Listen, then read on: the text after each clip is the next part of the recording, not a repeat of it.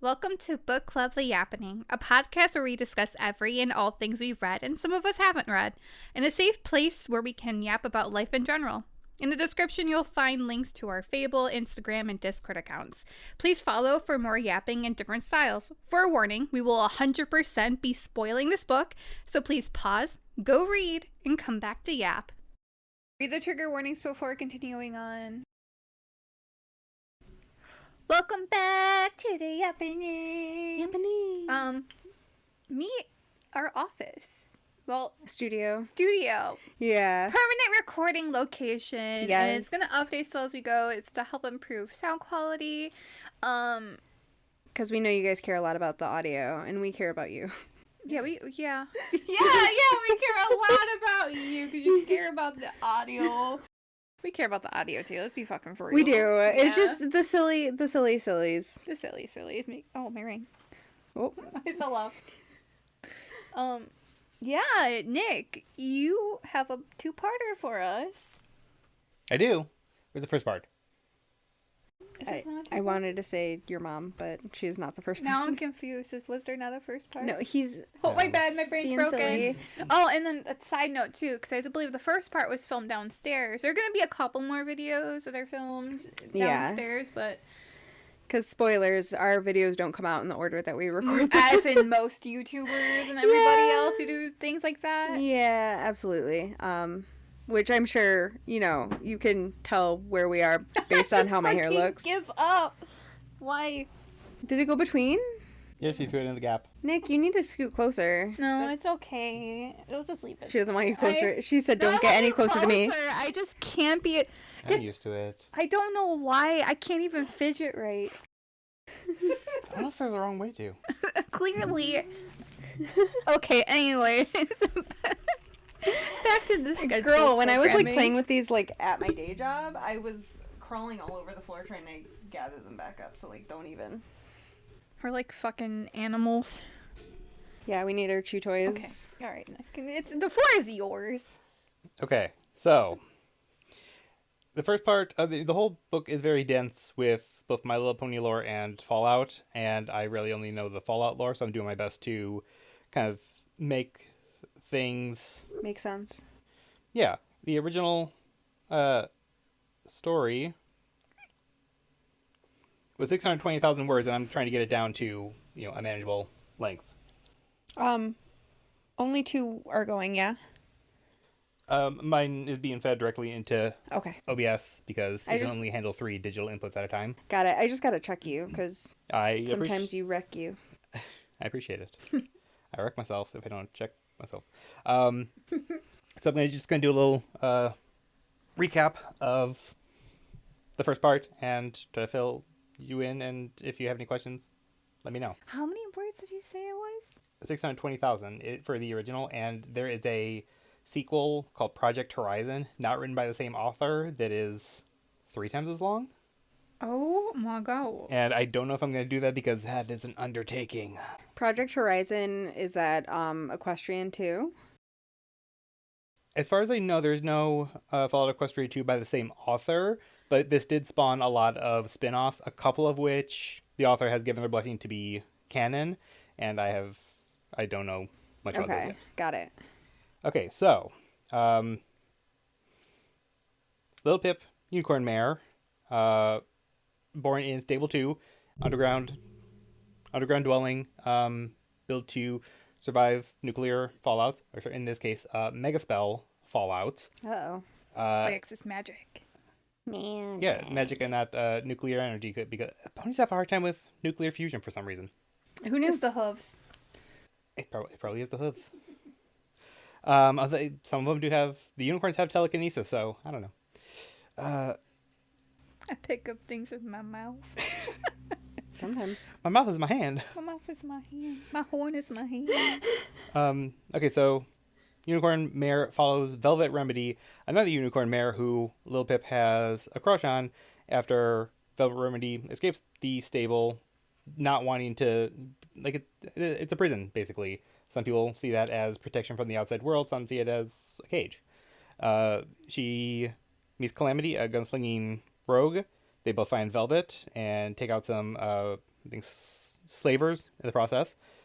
They made a steel ranger named Steelhooves, who's definitely not a ghoul, undead zombie, but not necessarily bad. Feral ghouls are mindless killing machines, eating machines, pony machines. Zombie. No, but he's encased in armor and he's totally chill. When we left off, Pip had gotten a merchant arrested for past criminal behavior punishable by death. Pip was hoping she would just get a discount or something for, a reward. Everyone up to speed so far? Yes. Okay. So they reached 10 Pony Tower in Manhattan so they could talk to DJ Pony, the voice of the wasteland, bringing the truth no matter how bad it hurts. And I made a joke that I was actually DJ Pony. It turns out that it is Homage, the unicorn mayor, who is supposedly DJ Pony's assistant. DJ Pony has never actually been seen inside 10 Pony Tower because they are Homage. And that is because DJ Pony, very freedom fighting, also ghoul sympathizing, and people in 10 Pony Tower don't really take kindly to that. So, trying to separate the two sides, keep them in the tower, keep the radio show going. Homage just says, hey, excuse me for a second, goes up to the microphone and uses her magic to turn her voice into DJ Pony's right in front of Pip. Pip gives Homage some records that she found, because there's only so much music in the wasteland. Homage doesn't have the information that Pip is looking for, which is on the slaver Red Eye, who is kind of the overlord of Philadelphia.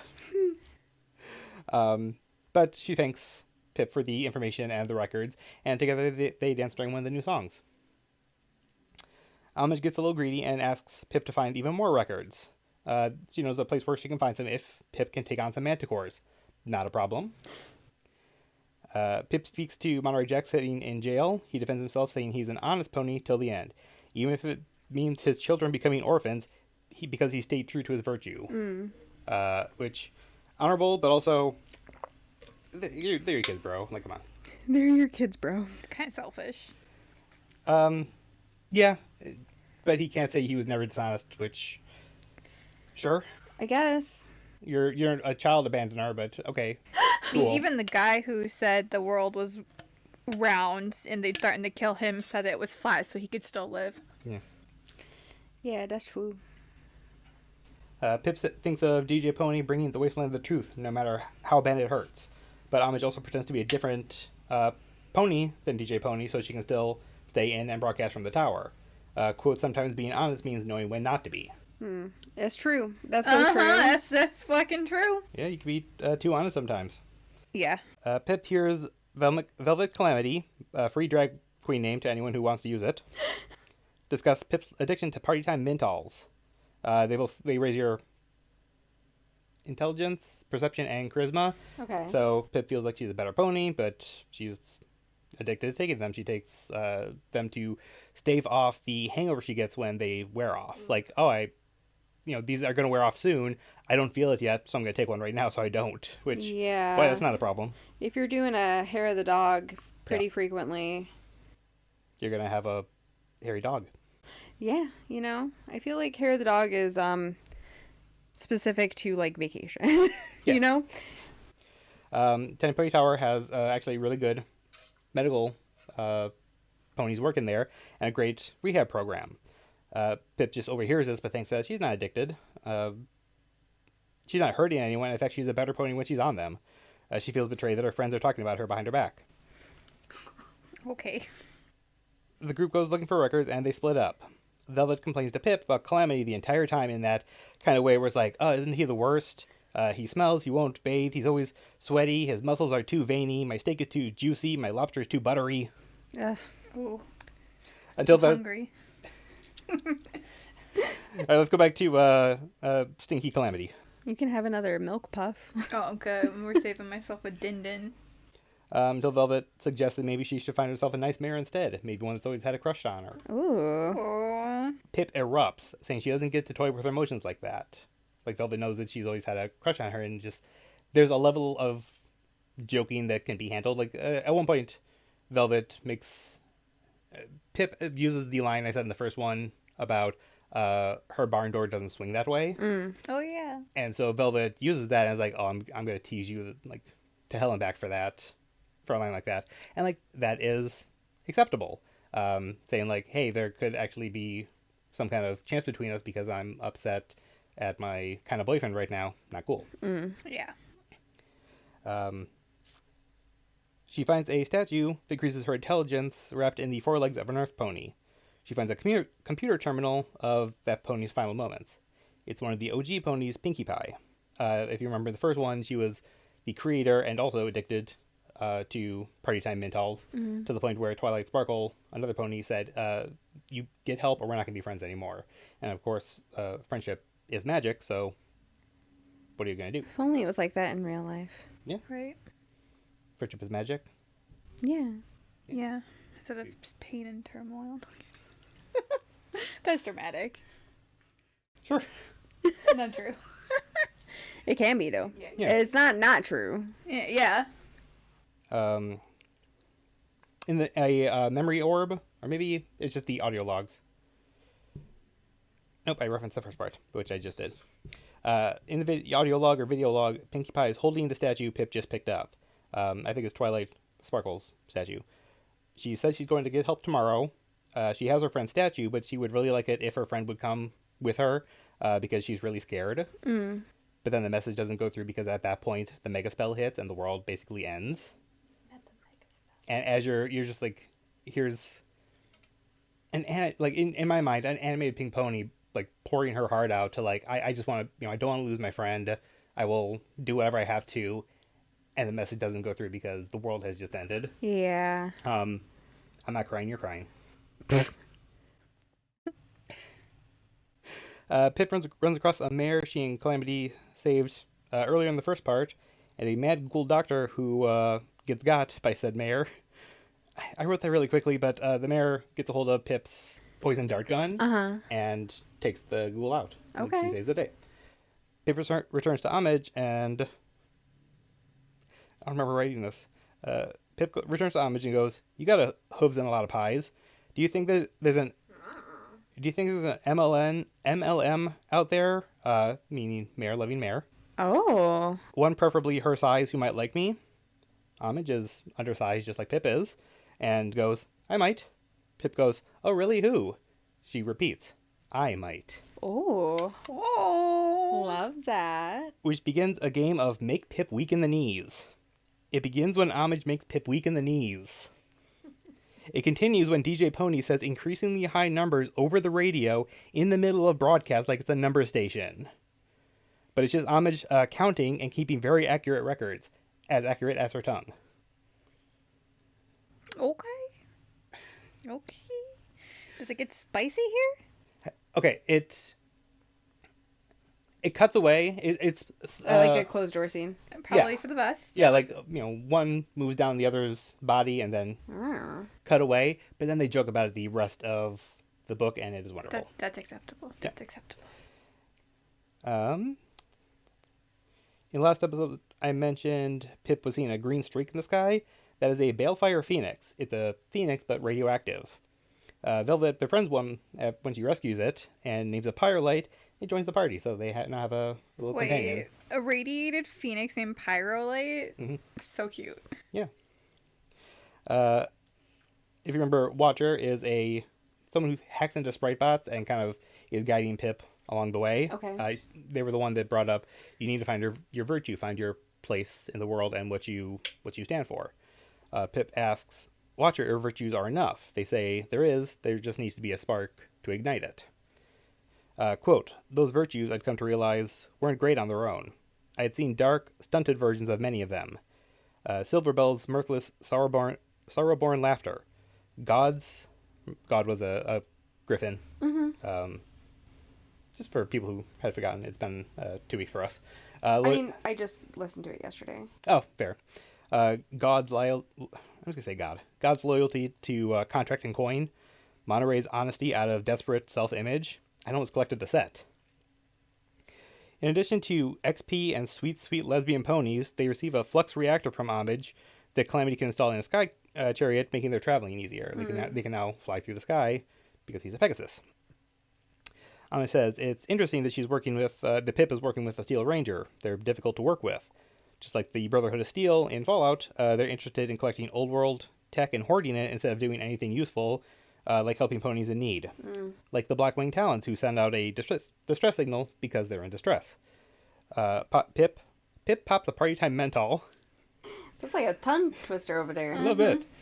And tries a previous trick on the Alicorn enemies where they hold out a memory orb that you can like get sucked into the memory. You bring close to them, they think, oh shit, there's a grenade next to me, and like accidentally activate it. But they react as in like, you're not going to fool us a second time.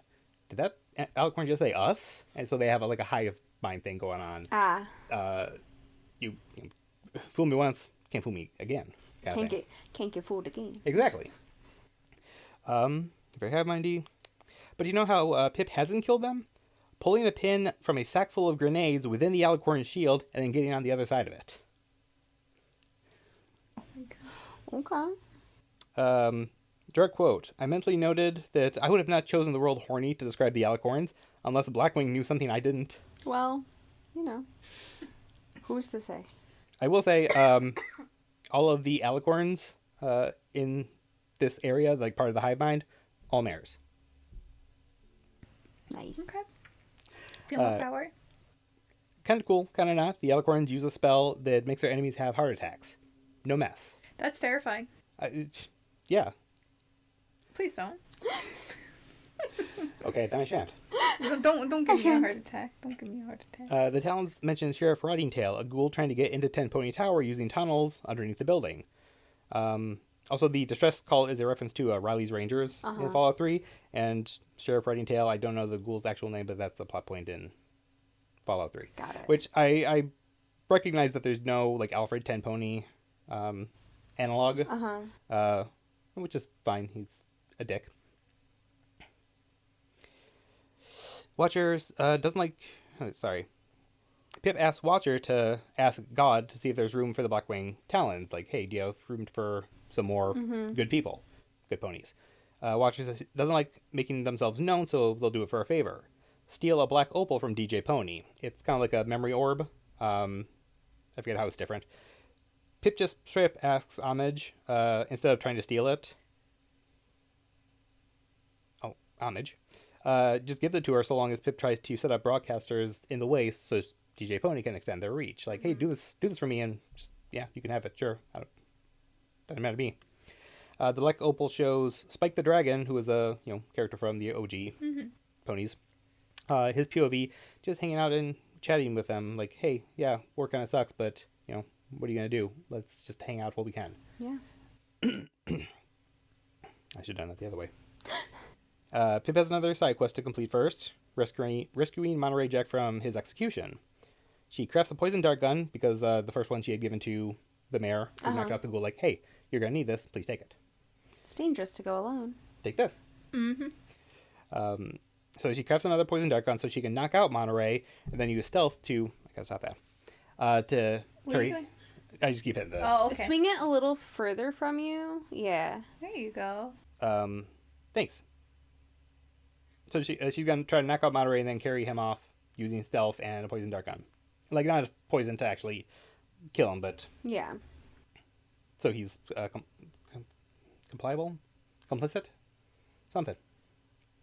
I don't know what I'm trying to say. I think complicit would be correct. Compliant, maybe. That one. Yeah. Except she's shot with her own dart gun. And Velvet Remedy's behind the trigger. Betrayal. Oh, wow. Pip wakes up in the medical ward. Not only is she severely addicted to party time menthols, she has multiple injuries, radiation poisoning, manticore poisoning. She hasn't properly healed or rested since this whole thing began because she's been running around trying not to die, but also like completing quests because people need help. Yeah. So it's not just the menthols, it's many things. And this kind of messes up their relationship for a little bit. Like, Pip knew... She claims she was going to get help for it, which I know is something that most addicts say. But I really think that she was starting to see that, oh, this is a problem. Maybe not tomorrow, but I should get help before it becomes a problem. Yeah. And as I mentioned in the first one, her mom's cutie mark is a glass of hard cider, so she has clearly addiction runs in her family. Yeah. Now her system has been flushed, and she's good as new as new as the equestrian wasteland will let her be. Bad news, Monterey has already been executed by the time she gets out. Quest failed.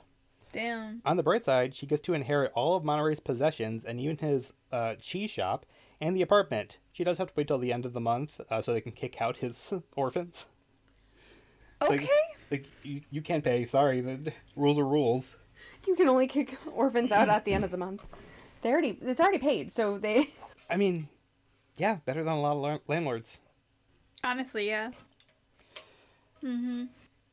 And, I mean, they only got two options. Either kick them out or give them to that funny-looking man who is definitely not Count Olaf. Not Count Olaf again. Yep. Pip arranges for the Blackwing Talons to escort the children to safety with God. So, hey, you're going to Shattered Hoof Ridge. Anyways, could you take these kids along? Sure, why not?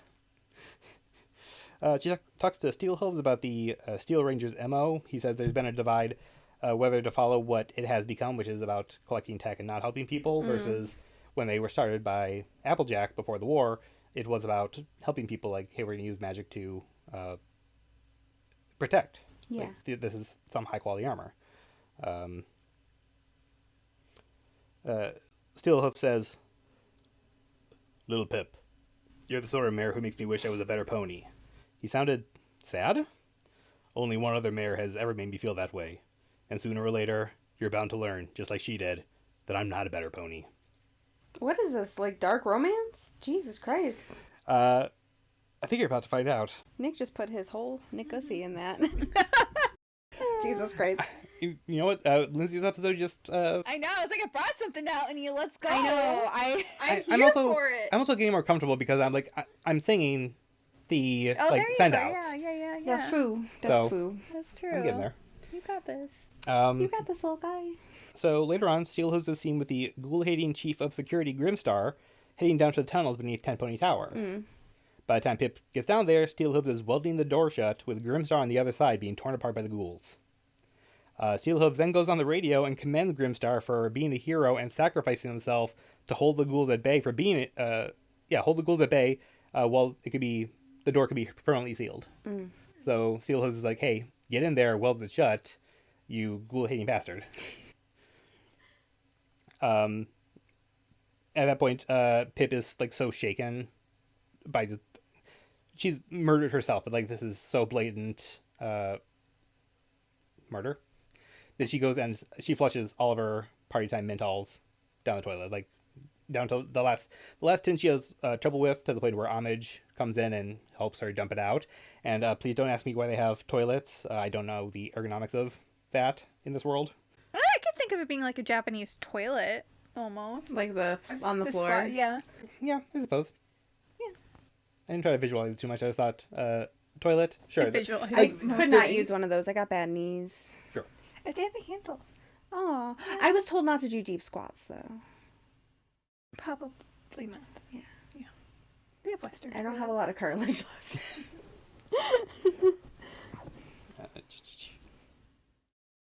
In addition to Grimstar, Pip sees a memory orb from Apple Snack's POV. I don't remember if I said it in the first one. Apple Snack was dating Applejack before the war. Applejack is actually Steelhooves. He gets ghoulified inside his armor, so he's 200 years old. Damn. Yeah. So Pip sees a memory orb from that time. Applejack, who had just been in an accident that may not have been an accident. The ministry she resided over, she finds out they are making themselves rich from the war because that's what people do. Like, hey, there's war, let's make some money. Wow, never would have thought of that. No. That's crazy. And she said she's going to reform it. Like, she's going to patch up that hole. Oh, okay, cool. The cable on her elevator snaps, and she falls with it, but survives. Okay, I'm like, how the fuck you? I guess magic. Magic. Yeah. In response, Apple Snack threatens Applejack's chauffeur, who admits to all the evidence the Steel Ranger already had. A snack and a Jack? They make a joke about that. Oh, that's like It's funny. that's a really great Saturday night. Jack and the snack. Sorry. An apple and an apple. Yeah. I think it's going through over my head. Jack. What boys do by themselves. Okay. Yeah. Gotcha. It's Great Saturday Night. Got it.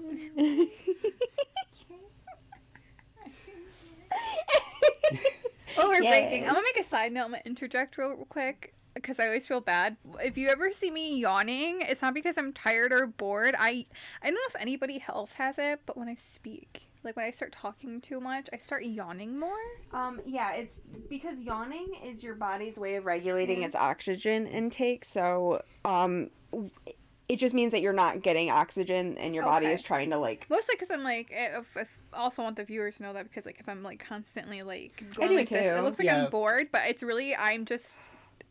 Yeah, like I can't even explain it. Like, well, you just explained it to me, but I was like, why do I do this? Yeah, I feel like we all do that. Mm-hmm. Okay. Anyways. Yeah. Continue. So Apple Snack already has all the evidence from, hacking into cameras and confessions, money transfers. So he confronts the chauffeur, and then drops the chauffeur from a building. I think it was a Pegasus, so he probably breaks his wings first. So that makes him not a better pony. Also, Applejack has a zebra friend. Zebras are the kind of antagonist in the war, named Zakura. And Zakura she truly is a double agent working for the ponies. Like, ponies... Pretending to work for the zebras, actually working for the ponies. But she's pretending to be... working against the ponies for the zebras.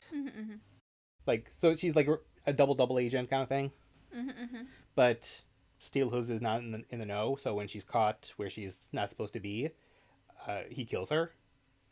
But then Applejack like walks in and sees that her fiance, or almost fiance, because he was going to propose to her that night, had just murdered her best friend. Oh damn! You ain't getting married now. They do not. Not today. In fact, you're not. Not ever. Not any day. What an asshole. Pip will only give Watcher the black opal in the pony flesh. Excuse me? I wrote pony flesh. I think just trying to avoid saying like any body because they say any pony, like just trying to match their language. I don't think they actually say pony flesh, so I might have just been taking it a little too far. Pony flesh. Anyways. That's crazy. They soar above the clouds, which is Pegasus Enclave territory, and what? Pony flesh is one of the types of silicone for Bad Dragon. Sorry. Oh my god. It's not. That's a lie. But it's funny though. Yeah. They arrive at the cave of Spike the Dragon. He is now a full-grown dragon. He was like a tiny little thing in the show. He is now... He's a grower, not a shower. Exactly. Actually, I didn't write it down because it kind of escaped me, but he blames himself. Like, all the ponies kind of blame themselves for different aspects of the war. He blames himself because he was taking just a big long nap when shit went down. So he missed the entire thing. He missed all his friends dying and stuff, and so he blames himself. God forbid you take a nap and the world ends. Like, it's not your fault. I mean, You can't predict when the world's gonna end. Just a couple decades. He blinked. He a growing dragon. He blinked and he missed it. He got to sleep. Spike makes Steelhooves stay outside because Steel Rangers have sticky fingers, and he has some pretty old world tech. In the first one I mentioned, supercomputers, to the point where you could upload a copy of your consciousness and run, I think it was stable 29. You were now the computer. And so he has the Guardian of Equestria, also known as the Guardian of Equestria Creation Kit, or the GEC. Oh. With it, if he had the right ponies with virtues, they could cleanse the entire world of the radiation and taint. Taint is the nickname for, let me look it up, Impelled Metamorphosis Potion, which is the equivalent of the forced evolutionary virus that makes the super mutants. So it forces evolution, and spoiler alert, it creates the alicorns that are now like taking over the land. So, but because the potion, red mist, whatever it is, contaminates, it's called taint. Oh, I get it. Like just tainted, Yes. not the Exactly. Other, So, that Yeah. other thing. but it still forced me to write. They need to cleanse the world of taint. Okay. Are those? My brain wants them to be spelled different. Like I think Like TAYNT or something. no, like in my mind, this taint would be AI, and the other taint would be like ANE. Or you know what I mean. You know what I mean. An E at the end to make the A long. Tante. I can't spell, and I don't I would care. say Tante for the Tante. Tante. Like- Tante's Inferno. Tante's Inferno. After you eat Taco Bell. Hey, Carol was a Tante. I'm sorry. Okay. Yeah, making sure we're so good. That's why I said everybody move them back, because I'm about to be real funny. No, that... I'm sorry.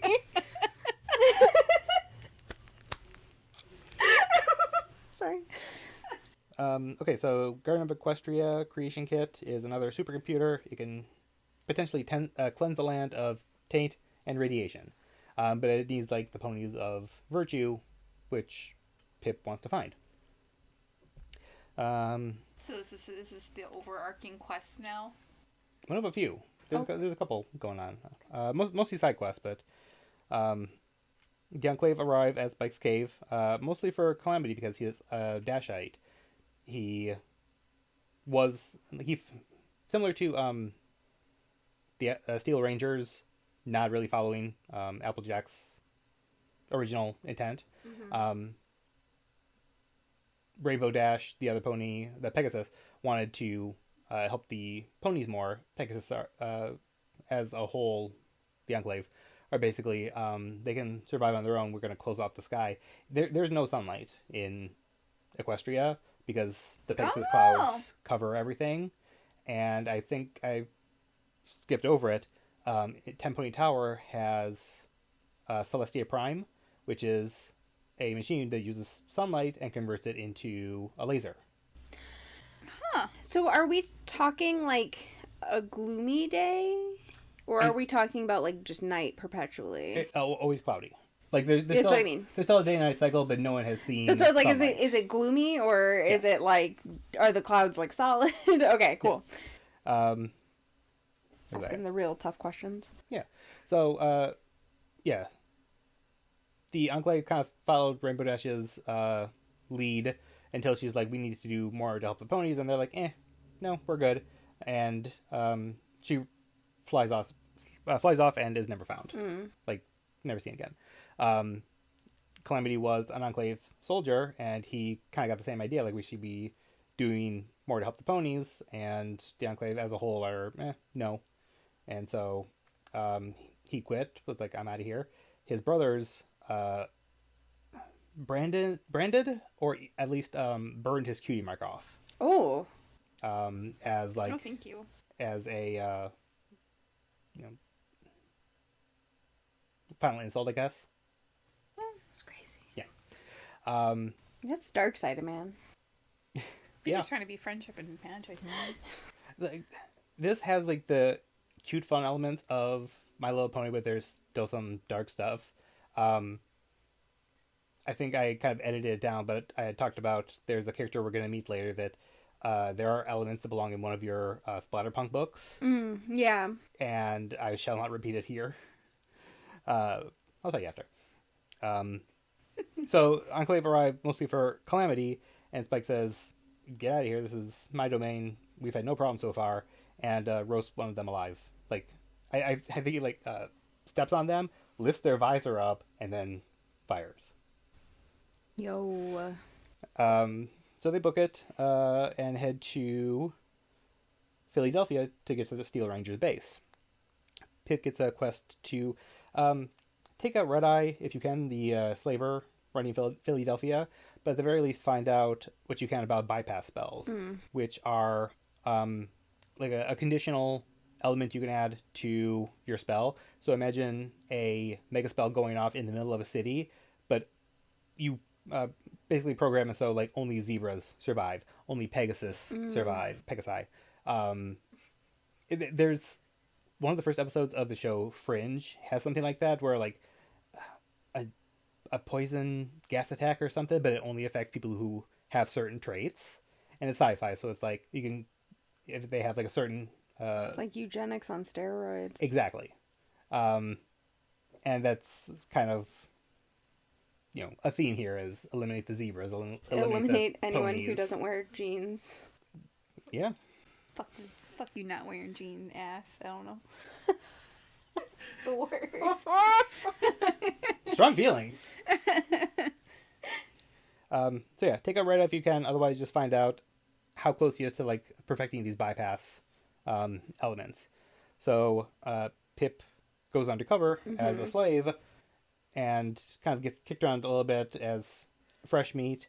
One of the older like slaves that have been there longer is threatening to attack her, and so she telekinetically grabs him and twists.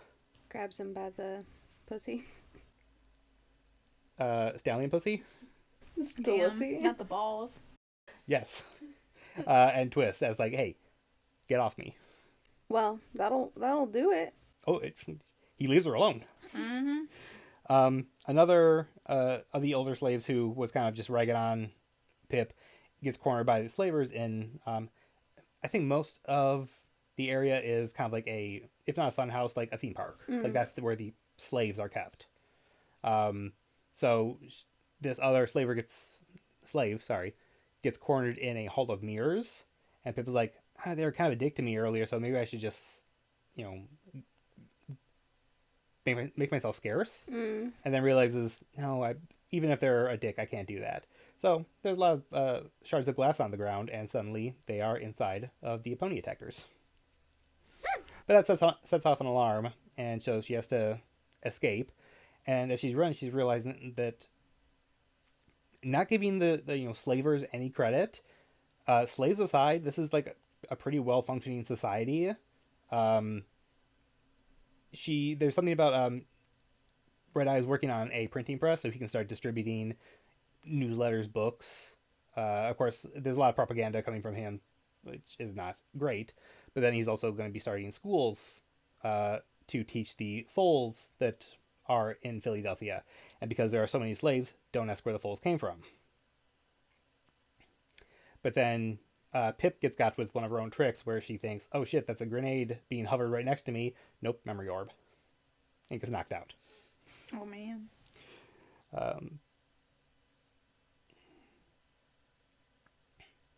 She finds one mirror that is still in perfect condition, but when she looks into it, she sees herself in raider gear, like all bloodied and battered.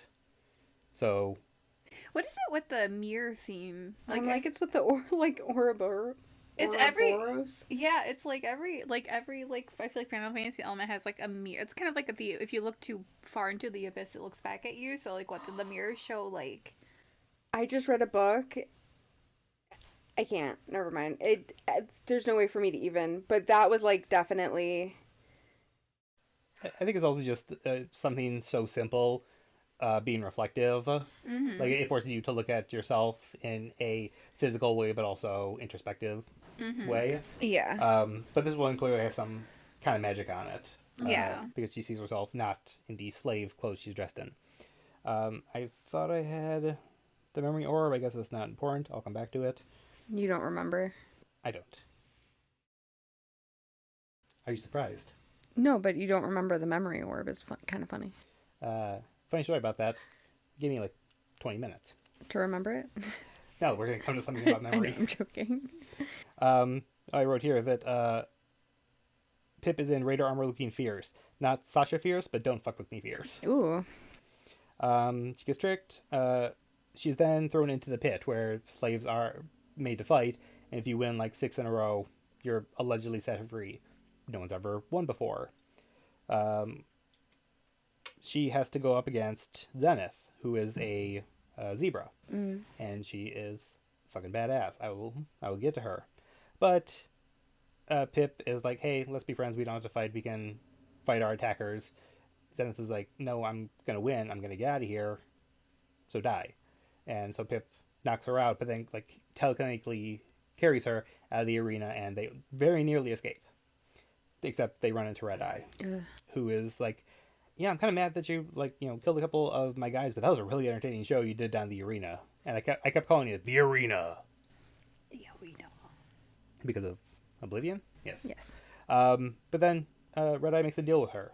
So go kill the goddess that I'm supposed to serve, and not only will I like let you and your zebra friend go free and frolic and do whatever you non-slaves like to do, I will give you the entirety of Philadelphia. You can have it, because when the goddess dies, I'm going to ascend.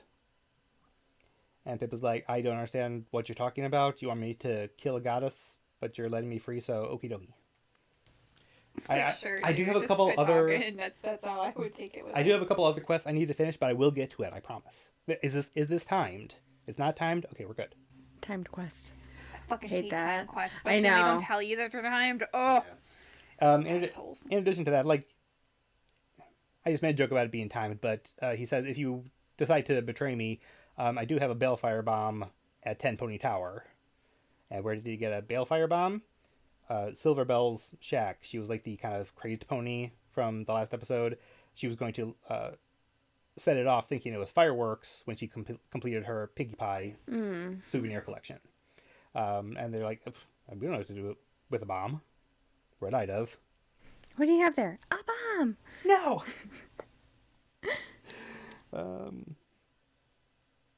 Kill the goddess and Pip and will go free. They'll have the entirety of Philadelphia. So, spoiler, the goddess is an abomination that can't even be called pony kind anymore. Red Eye is supposed to be serving the goddess, sending her mares that she will turn into alicorns, but he kind of stopped doing that, and goddess is like, why? She can't really go anywhere because she's... I don't know to what extent. There's differing fan arts out there. She's trapped inside of a tank. Like a vat. Okay. And like the professor in the like doctor in BioShock 2. The like fish doctor. I'm gonna say yes because I have vague memories. I can only really think of the Master from Fallout 1. That's her analog, is like an amalgamation of something that doesn't resemble a pony anymore. I don't think he was actually a fish. I think he was a brain, but you get what I'm saying. Yeah. So Red Eye is betraying her. Yeah, so the goddess is actually several ponies fused into one because Twilight Sparkle accidentally created the IMP potion, the taint, if you will, to create the alicorns. But her first test subject, you'll see a theme with some of the OG ponies. They're testing their first subject when that Mega Spell bomb goes off and the pony falls into the whole vat. So instead of having a potion of a very small quantity, they fall in like Joker. And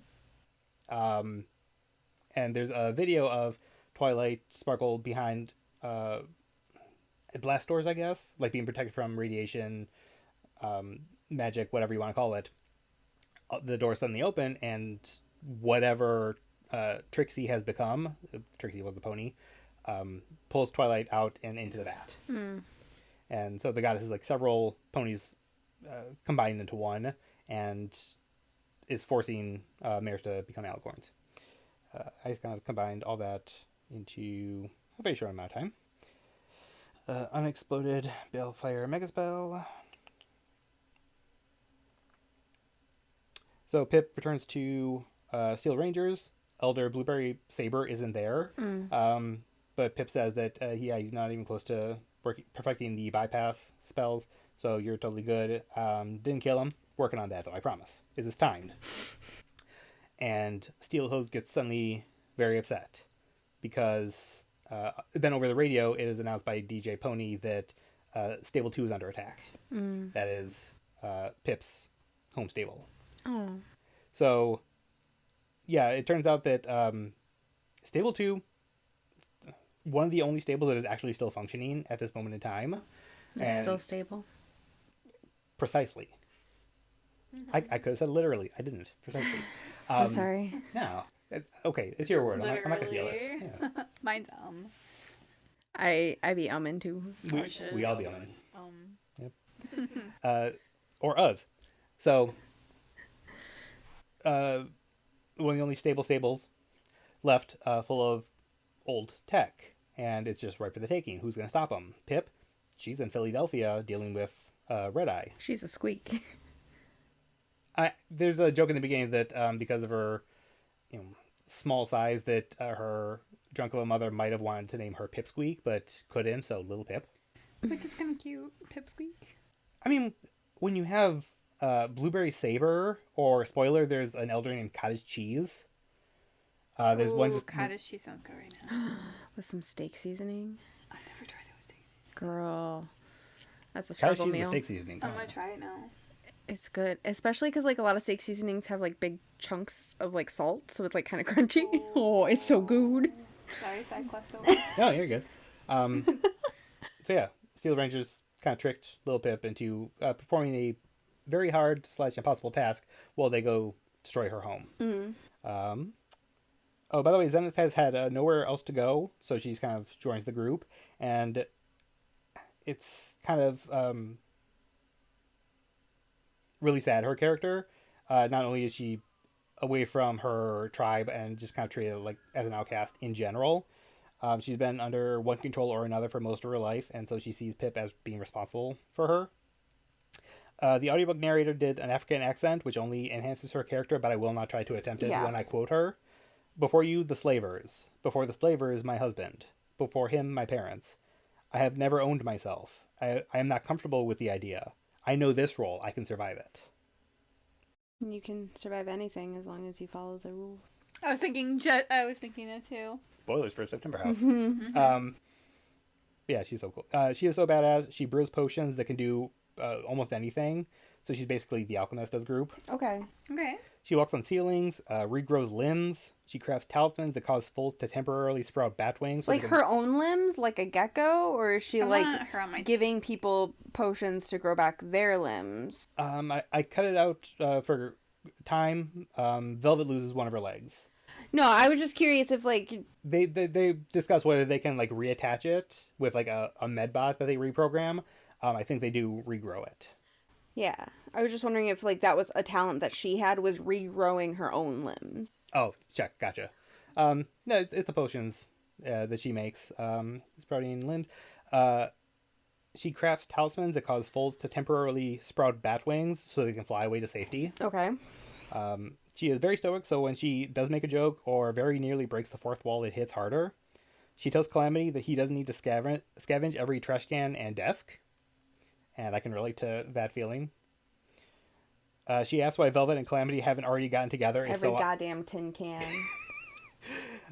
I mean, when I'm using the rocket launcher, I need the ammo. Anyways, she's asking why Velvet and Calamity haven't already gotten together. It's so obvious. Steelhooves doesn't trust her because zebras were the enemy during the war. He doesn't sleep, but if he did, he would sleep with one eye open. Because of her tribe stories being passed down, and because him actually living through the war, they have different perspectives of what happened during that time. It's really interesting to see. We learn about soul jars, which are very Horcruxy. Put part of your soul into an object and enchant that object to become unbreakable. You gain immortality. Okay. This is important because Steel Ranger's Elder Cottage Cheese is very near death, and what is very similar to splitting your soul into pieces, putting a copy of your mind into a computer. When you cut your life into pieces. Into pieces. This is your last resort. Cut your soul into pieces in the USB port. Yeah, okay. Hell yeah. I'm so proud of that. Hell yeah, USB. Come through. Sorry. No, I love it. No, so they figure out that they're attacking Stable 2 partially for the tech, but also to distract Lil Pip so they can go to Stable 29 and upload his consciousness to the supercomputer. Shit, no one can win here. No, not really. They bust their way through Stable 2, and Pip has a great exchange with a ranger. Star Paladin Nova Rage, I presume. Yes, and you are? Run. And then it cuts. Like, after the battle, she has already won. You don't need any more. Just, it's so cool. Pip trots away the victor. Velvet gets wounded, and Calamity gallops to her aid and kisses her. Some Rangers have revolted in the same way Steelhooves is, like, hey, we're not cool with just gunning down civilians, and have been welded into the school's classroom. When freed, they renounce their oaths, but they get new painted cutie marks on their armor. Instead of the Steel Rangers insignia, which I'm pretty sure is similar to the Brotherhood of Steel, they get Applejack's original cutie mark painted over her top. And I don't think it happens yet. That kind of gets confirmed later. They become Applejack's Rangers, following her. They like the outcasts, following her original vision for helping the wasteland. And God sends Blackwing's Talons in to help, and they take the stable back, like, you know, back up. That's their word now. Sorry. Stable. They're taking it back. Taking it back. The Talons do say they run into Ditzy Do the Ghoul and Silverbell on the way, and the Ghoul gives them some stealth bucks to just help them get in. Stealth what? Stealth bucks? Oh. You think I said stealth bucks? Yeah, I'm like, I mean, get it in, sure, but... like stealth boys. Duh. Okay. And then one of the Talons says, yeah, I'm pretty sure like that was her adoptive daughter or something, because otherwise, ew. Like someone had a mate with a ghoul to create a child. Jesus Christ, what have we entered? This he does get a husband later on, so. Ghouls need love too. Yeah. It's okay. The Fallout show, I haven't watched season 2 yet. Neither have we. But I'm just like, main girl and ghoul? I'm kind of here for it. Fanfic when? Fanfic You know what? I loved the discourse of like, oh, men think that women only want like hot 6-pack abs. He's like a rotting corpse. Oh, I love that. I'm like, he's a rotting corpse and he can fucking get it. There's no hear me out needed. It was like, all the women are feral for this rotting corpse, motherfucker. Just the way he carries himself. Yes! It's personality, baby. And yeah, backs it up. Like, you can act like a cocky jerk. No, what have I done? Go lay me down Nothing any good. damn day. Yeah. That's it. No, I'm saying that. He's an interesting looking guy. Like, not a bad looking guy. No, certainly not. Pip comes trotting in. Talon's mercenaries. The Overmare thanks Pip and Velvet for rescuing them, and they're welcome back anytime. They decline, saying things can't go back to the way they used to be. But as thanks, they can the stable can pay the Talon's mercenary fee. Okay, yeah. Give me money now. Yeah. Give me my caps. Pip's mom is there and is so hammered, and in her defense, her daughter has been through a lot in the past few weeks. Her mom doesn't recognize her. She's like, I don't think that doesn't look like my daughter. Velvet goes up and just socks her. Why? And that's the less we hear of her mom. Like, she is such a non-character because she's always hammered. Yeah. You know what? At this point, has Relatable. Pip beat her addiction? Yep, she got clean through the rehab program in Ten Pony, and she's been tempted because you just find drugs out in the wasteland. She has not relapsed. Proud of her. Yeah, Good job. Good for her. They look through the Overmare records and find out that through all the ponies that have been there over the generations, they are really close to having an inbreeding problem. Yeah, that is definitely an issue with vaults just in general. I know that they weren't like meant to be forever homes type of thing, allegedly, but... No, Stable 2 is, I think it was very similar to 101 in the game, where it's not meant to be opened until like a certain point in time has hit, and they just kind of don't do that. So they work things out with God. God can have Stable 2 as a base, as long as they protect the Vault Dwellers that are going to move to Shattered Hoof Ridge, which is her turf, and Junction R7, which Pip owns. Like, they're going to move into that area, bring their water talismans, the apple trees that they grow underground, and also for diverse what do I call it?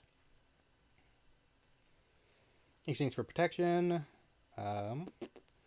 Genetically diversify. Yeah.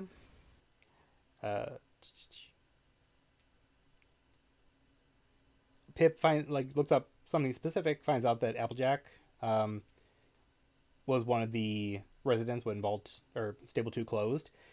She was pregnant at the time and safely gave birth, lived a good long life, and died peacefully. I kept waiting for some kind of revelation that Pip was his his child basically, or great grandchild, something. It never comes up again. We never find out who she is, but that was kind of a bummer, but also kind of cheesy if great grandpa, ghoul grandpa, grandpa ghoul. Child does not come back at any point to my knowledge. Calamity reveals he was not just a Cloudsdale deserter. Some of the place names in here are really clever, like Manhattan, sure, Philadelphia. One is called, and this may be references to My Little Pony, I have no idea. Stallionsgrad. I gotta kick out that. Yeah, I like that. I fucks with that. And because there are fan spin-offs, there's New Pegasus. Okay. And I think New Pegasus. So similar thing. I like Pegasus a little bit better. Yeah. I definitely do want to read some more, and definitely not something super long, in my downtime, not necessarily for the pod. Downtime? Never heard of her. Yeah. What's that? If they got an audiobook, I'll listen. The fact that we can only consume shows in 15 to 20 minute increments, meaning that we can't watch any heavy show because we're constantly having to stop, and that kind of takes it out of the moment. Work on the room. Yeah. So Calamity reveals he was an Enclave captain. I think I kind of already said he wanted to do good and deserted. Yeah. He kept his armor, though. There is actually secret rock where other Dashites left a piece of their old life behind. Mm-hmm.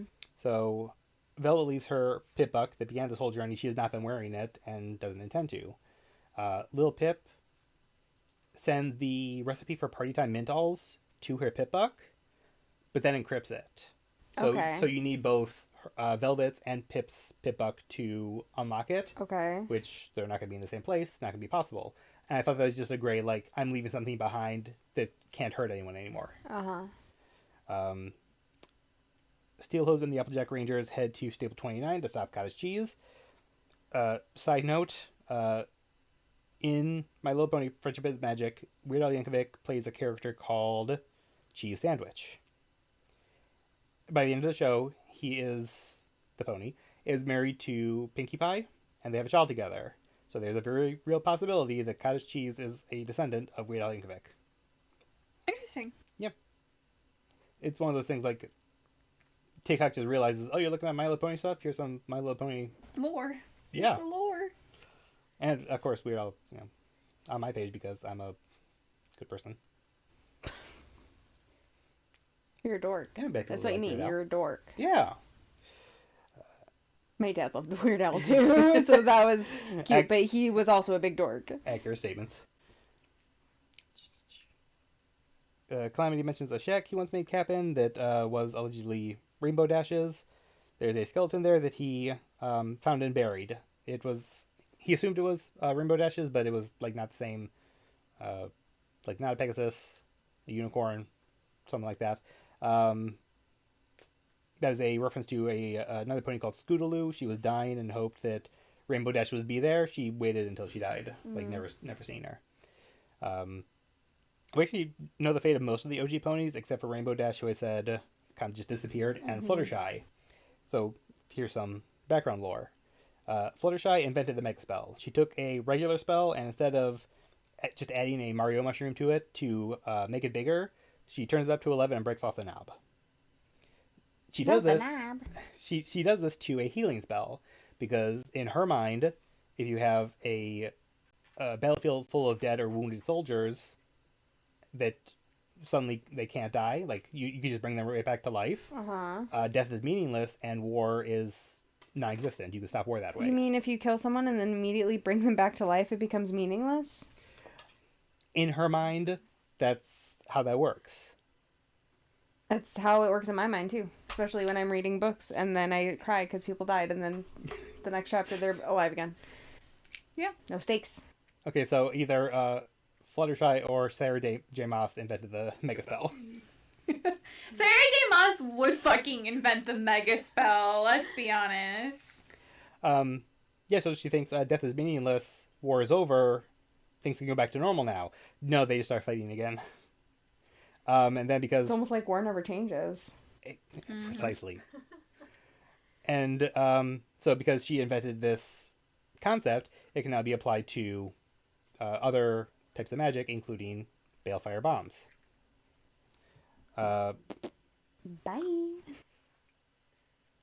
Fluttershy, wrecked with guilt, confesses to Rarity what she did.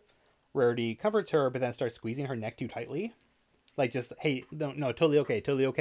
You're hurting me. And I legit thought that Fluttershy was going to die. Yes.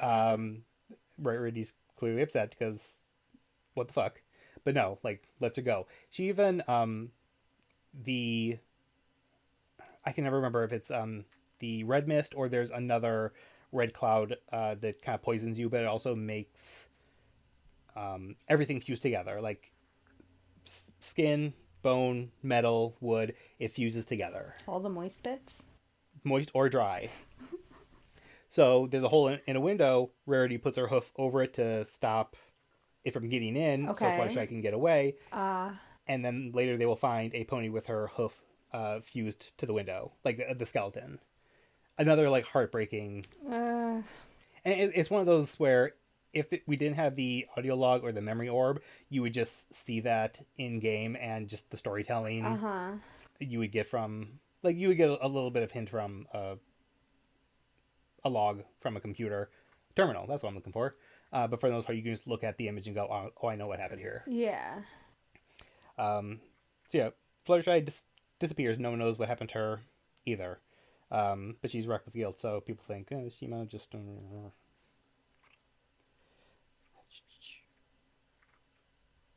Pip feels guilty about the skeletons outside stable 2. When she first left, like, people trying to get into the stable when she first left, and so they bury all of them. Like, hey, let's just... a little bit of kindness. They stop at 10 Pony Tower to check on their safety. Homage says things to Pip that make the rest of the group jealous and causes Calamity to ask Velvet if such feats are even possible. Pip can't convince Homage to leave. DJ Pony is too vital to let go of the building, but also important. I brought up Celestia Prime already. It's like if they had sunlight, they had a very powerful laser they could fire. So they head to Maripony to meet this goddess. I think I already explained. I think I had a stroke here. Because she's a wretched, misshapen crag, she communicates via telepathy. Okay, I got it. It sounded like you were, like, fucking going off for a second. Except for Zenith. Zebras are immune. They cannot communicate with zebras. I'm not sure if that's a cellular DNA thing. I'm not a zoologist. That would definitely help if you were, though. Would not help. I was going to say something so out of pocket that I'm not going to say. Thank you. But the goddess knows Red Eye wants her dead, but she doesn't want Red Eye dead. She instead wants the Black Book to help expand her reach. And I kind of maybe mentioned the Black Book in the first part. I don't remember. Think of it as the Zebra Necronomicon. Dark magic, like enchanting mirrors to show your true self, or creating soul jars, you can find that in the book. At one point, OG Rarity was studying it, and it acts like the One Ring from Lord of the Rings. It can corrupt you. It can sense who's corruptible, and it starts to corrupt her. She's like, I gotta get rid of this thing. So it changes you and you change it. Kind of, sort of, yeah. She tries to have Spike burn it with his Dragonfire. All it does is teleport to Princess Celestia. Okay. Totally fine. Like, not charred. She also gets it in Pip's mind that virtues can be corrupted. So, how did Pip's kind deeds turn out? Ponies got killed. Skeletons didn't get immediately buried. She saved Ditsy-Doo and found a home for Silverbell, but then got banned from the town because of other things she had done. She got Monterey Jack killed, so like there are consequences for all your good deeds that you are not seeing, and that's true, but also really dangerous because then you're going to reassess everything that you're doing all the time. I think there's she even says like if I had woken up 1 hour earlier, I might have been able to save more. If I had slept in 1 hour, I wouldn't have been able to save any. So like all my actions have consequences. Yeah. But she means all my actions have consequences. And they realize that she's making Pip take longer deciding a trolley problem. Like, Yeah. They all realize Red Eye isn't just trying to ascend, he's trying to become a new god or a new goddess. Like, take her place when she's gone. After leaving, they meet and trade with a merchant who has a Yao Guai for a companion. I don't know how they trained it, nor Yao Guais are the only creatures to actually come from Fallout. He's the Yogi Berras. Yeah, exactly. There are centaurs in the story, like the kind of pink hulking fleshes. Yeah. They aren't named, though. They're just described. With the fucking hands. Those things are so... I hate them. Yes. So icky. Yes. The Yao Guai's named Cuddles. You don't know what I'm talking... You know the centaurs from Fallout? Show me a picture. I will. Go a picture. Nick, insert a picture here. This is a centaur. You would think with centaurs there would be something to be done there with ponies, but there are no humans, so you can't have like a human half and a pony half.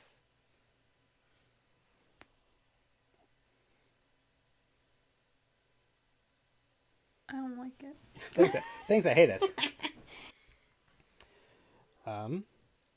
Okay, so they meet a merchant. Suddenly, Pip wakes up in 10-Point Tower strapped to a table. Ew. She's being treated for party time menthol addiction again. Oh, why? And at one point, she ran into the taint, and it itches.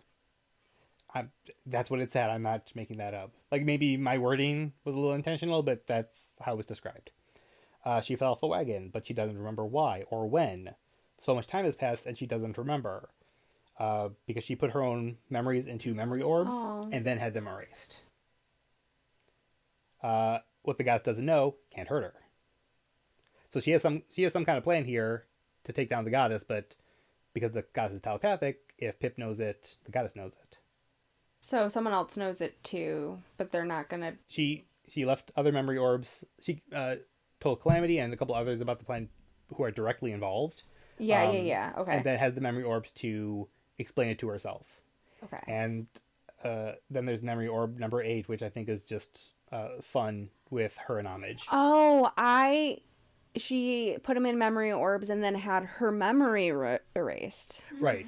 I thought you meant memory orbs and then erase the memory orbs. I'm like, No, sorry. Why?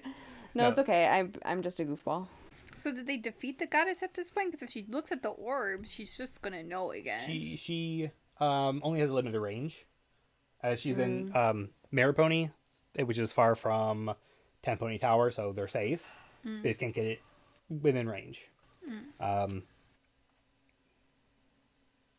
Homage is in on it to some extent because she keeps the memory orbs in her safe. Pip tries to break into the safe because she's got to know what's on those memory orbs.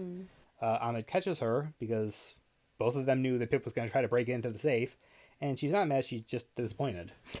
Like, almost literally, that's... And she says that, maybe you should sleep somewhere else tonight. Like, go sleep on the couch kind of thing. She goes back to her room, and... How did I put it? She catches Calamity Velvet, free drag king name. She catches them horsing around. Oh. Okay. They'll talk about it, and Pip is concerned that their relationship only grew out of convenience.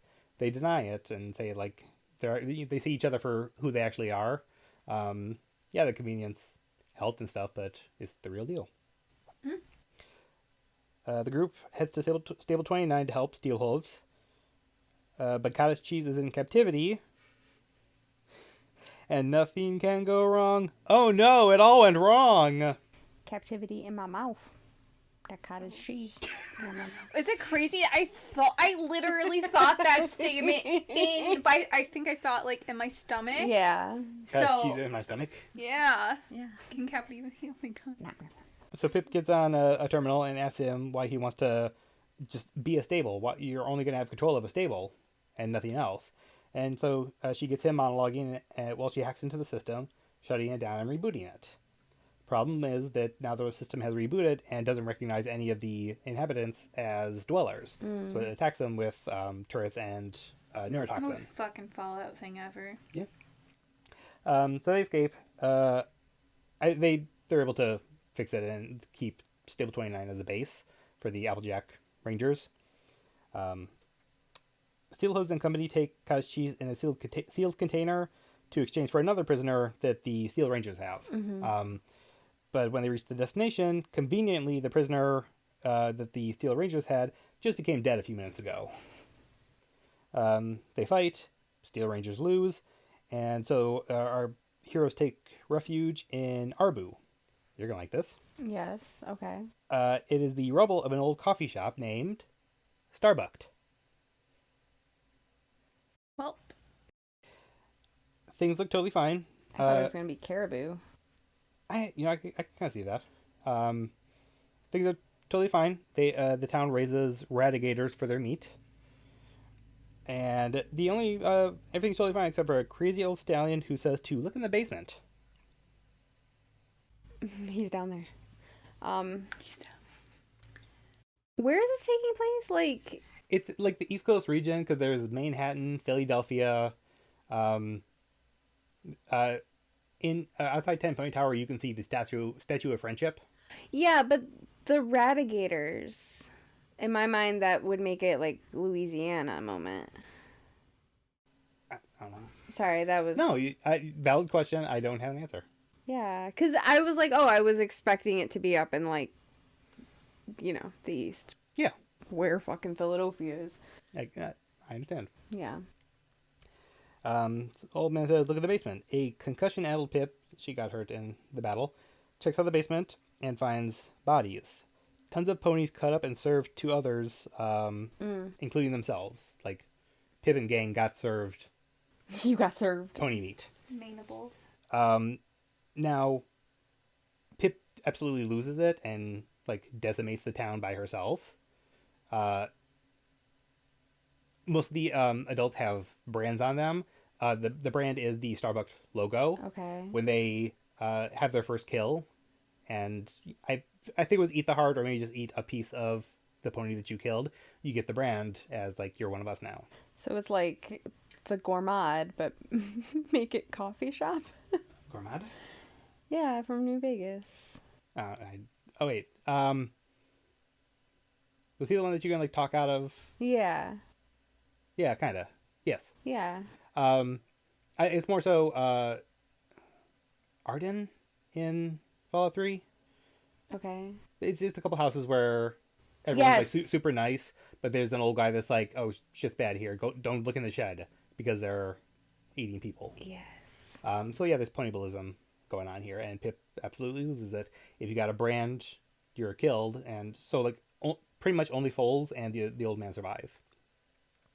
And they do get the chance to, like, not exactly plead their case, but they say they only did it to bad ponies, like raiders or, any one bad. But they have a preacher in their freezer, and I don't want to know what that preacher allegedly did to become their victim. Yeah. And what they actually do have as, like, civil of a conversation as you can have about ponyballism in the, wasteland. Like, you got to eat something, and if they're only going after bad people, is it really that awful? Velvet and Zenith are staunchly vegetarian, as ponies are supposed to be, so they're on one side, and everyone else is on the other. Right, but also, like, define bad, right? Like, that's such, like, a nondescript word. Right, that preacher, did he do something, like, truly terrible, or did he walk into a residence without taking his hat off? Right. Or did he just, like, speak out against someone in power? Yeah. Mm-hmm. There is a little bit of... They do try to trick you a little bit because Pip does have a concussion. Okay. Crazy old man is the one who, like, tells her to go look at the basement. And he does say that he's only lucid when the sun's down. And considering sundowning, I don't think that's how that's supposed to work, but... No. I'm not an expert. Um, His lucidity has vampirism. kind of, yeah. And so, I kind of made some jokes here that I'm not sure entirely work. Oh, we also get like philosophical, talking about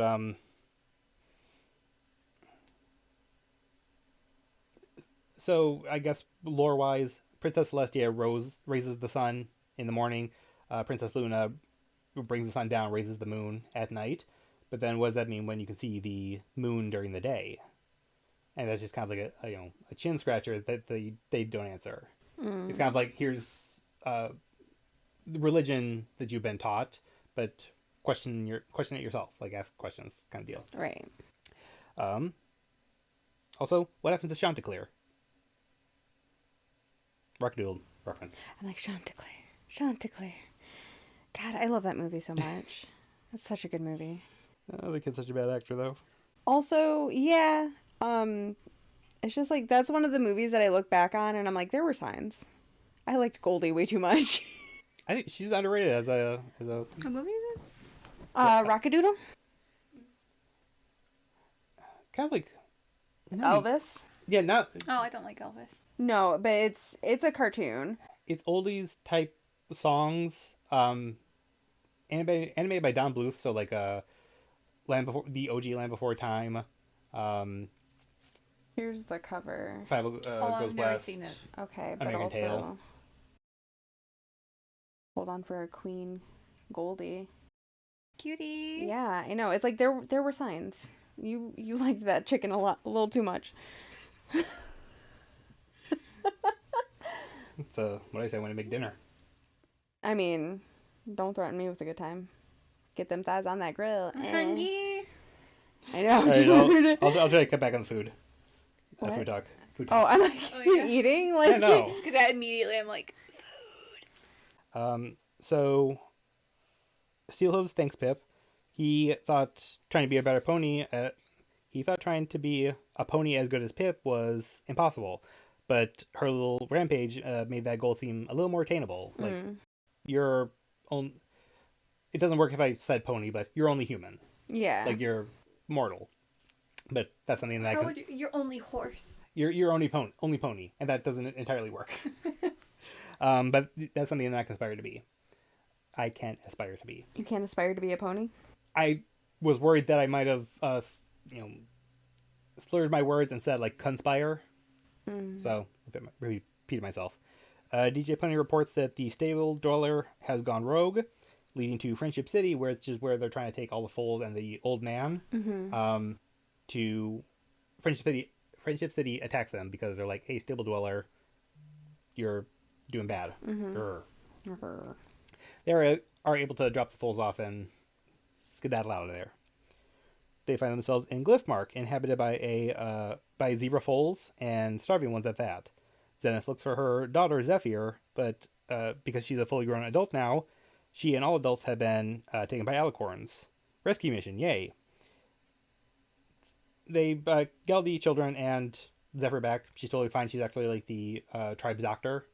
And Zenith is like, she grew up not knowing me. I think she's better off for it. Please don't tell her that I'm her mom. Zephyr is kind of like, I think that's my mom. That's funny. She's no Are dummy. you my mother? Mother, is that you? Zenith stays behind to teach the children how to make drugs. Instead of Buff, Jet, and Psycho, they have Dash, Buck, and Rage. So they have something to trade with merchants. Because they got nothing right now, and if they can make drugs, they can survive. And that's another like morality thing, is you're teaching kids to don't do drugs. You can make them though. It's kind of like that guy in the Manosphere documentary. Yeah, I manage OnlyFans models, but I think that's a terrible business, and all of them are bad people. Yeah. Yeah. I hate porn. Porn's for losers, but I also sell it. Would Yeah. you like to purchase? So she stays behind for a little bit. They do a lot of elements to either split the group up or just show up different dynamics. Like, I'm gonna stay behind because of a legitimate reason, not just like feel like it. And it's pretty cool. They run into some of that the red mist, which I'm not sure if it was taint or not, but Pip-Buck fuses to her leg. She couldn't take it off if she wanted to now. it's a part of her, and there's a lot of comparisons to her, comparing herself to Red Eye, who wears a Vault 101 cloak, I guess. Okay. He has like a laser eye. He has other cybernetic attachments because they escaped their vault, their stables. They're both trying to do what they see as good in the world. And now, like the cyberneticness, she just sees more and more comparisons to Red Eye, and she's trying not to be that. So, because they aren't allowed inside Friendship City, they visit Stable City, which is a reference to Rivet City. Okay. It's actually Stable 1, the like original stable. It was supposed to be for pretty much all the like world like equestrian leaders before the war, but it was actually a trap. They were never going to be let out, like sealed in permanently. Okay. But because no one had the chance to actually make it to the stable, it just never closed. So a bunch of ghouls moved in and just made it their home and shops. Nice. Good for them. There's 3/4 of a chapter I missed because the audiobook I downloaded only has 1 hour 23 minutes of 4 hours and 30 minutes. Like that's just one chapter. It's 4 hours and 30. That's the longest one, but it only had 1 hour 23. So you listen on like 2 times speed. 1 1/4, 1.5, depending on how intricate the task I'm doing is. So I did miss some things, and that's on me. It means go read it. Two truths and a lie. 2 truths and a lie. They do get the black book. More like he put his memories in the orb and... He did. Yes. He does that with a lot of his memories. About 50% of anything I tell him. Okay, put my memories in the orb, and then where'd it go? I be doing that though. And then I just started like Fushigin it. Yes. Oh my god. What a time to be alive. Can you imagine playing with it and then it just shattering on the ground like, oh, I guess I'm never remembering that! Don't give it to Jessy with her tiny hands. Yeah, it'll fall. There is a part I skipped over where Pip tries to look into a memory orb that is cracked, and like it works, but she is feeling intense pain because your brain is entering this thing that is broken. Okay. Like if you attach yourself to a scratched DVD, like it's not going to work right. You're not going to work right. So as far as I'm aware, this is what happens. They do find the black book, and it tries to corrupt Lil Pip to the point where Lil Pip has no magic other than her telekinesis, and by rights, unicorns should get something or many things. Like Velvet has different types of healing magic. I think I skipped over it, but she has an anesthesia spell. Okay. So she very rarely uses like a gun or something that can do harm. So if she can get behind Alicorn's shield, she just anesthetizes them. She also will find enemies that are dying on the battlefield in pain and just like put them out of their misery humanely. And I thought that was really cool. Mm-hmm. So Pip has no magic other than the telekinesis, except the black book kind of gives her, hey, try this thing that you can do. And so little Pip, in a desperate attempt, like they're in the middle of a fight, she takes some blood on the ground and forms it into a blade. Okay, blood wielder. Blood bending into a knife. Super cool. And before I get to the goddess, let's take a break. I'll take Butters out, and we'll go from there. Okay. Hell yeah, brother. Hell yeah, brother. All right, so we get to the goddess. Lil Pip shows up with the black book and is just going to hand it over, let the goddess do what she's going to do. And all of a sudden, she has some kind of heads-up display similar to... not VATS.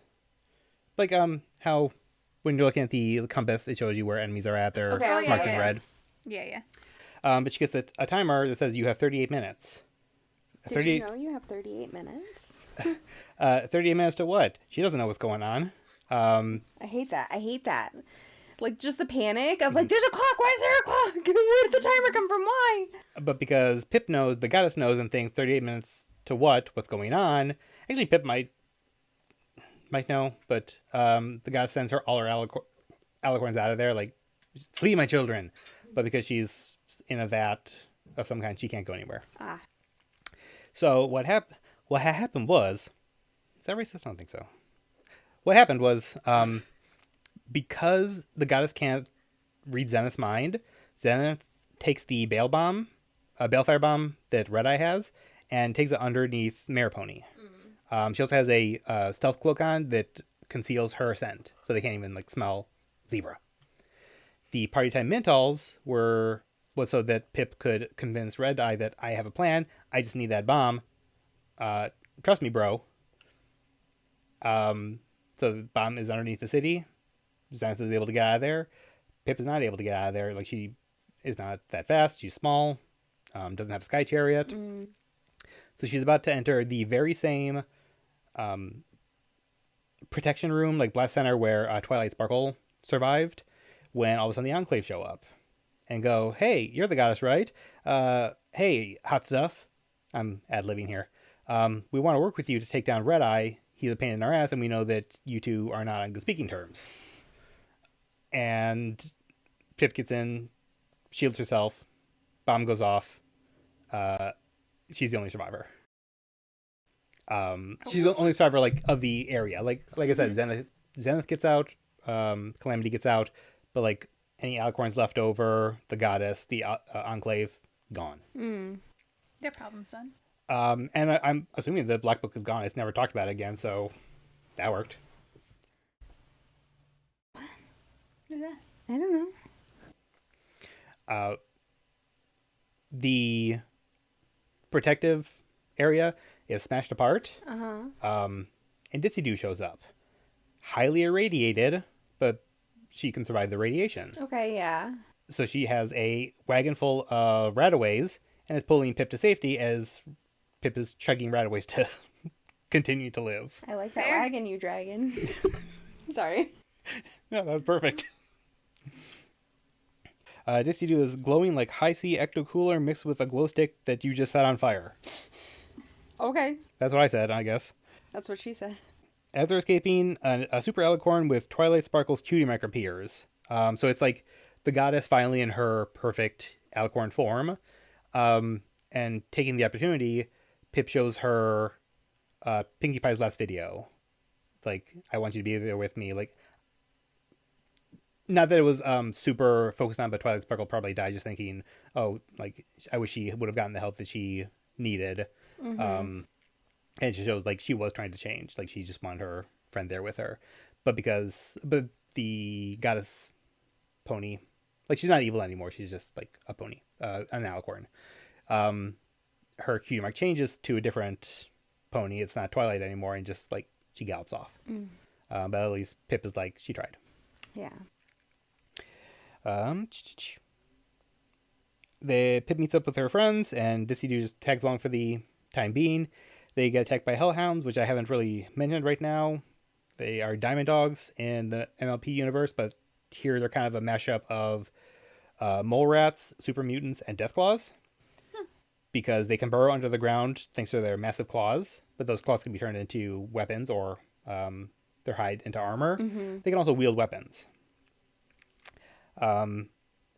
They were also in the area kind of living underground because of all the alicorns, but now that they're gone, they pop out, and Steelhooves is decapitated. Yes. And that is one of the few things that ghouls cannot come back from. They take him to, like, take his body, everything, to Stable 29, where he is buried. Velvet is able to look through some of his memory orbs, and that's where she finds out that her idol Fluttershy created the mega spells that kind of doomed everyone. And there's been a recurring theme of Velvet learning things, like not learning things about your heroes because you won't like what you learn.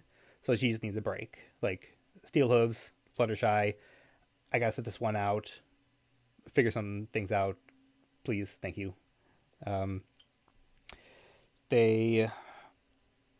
Enclave also take this opportunity, like, oh, Goddess is gone, we're gonna come rescue you.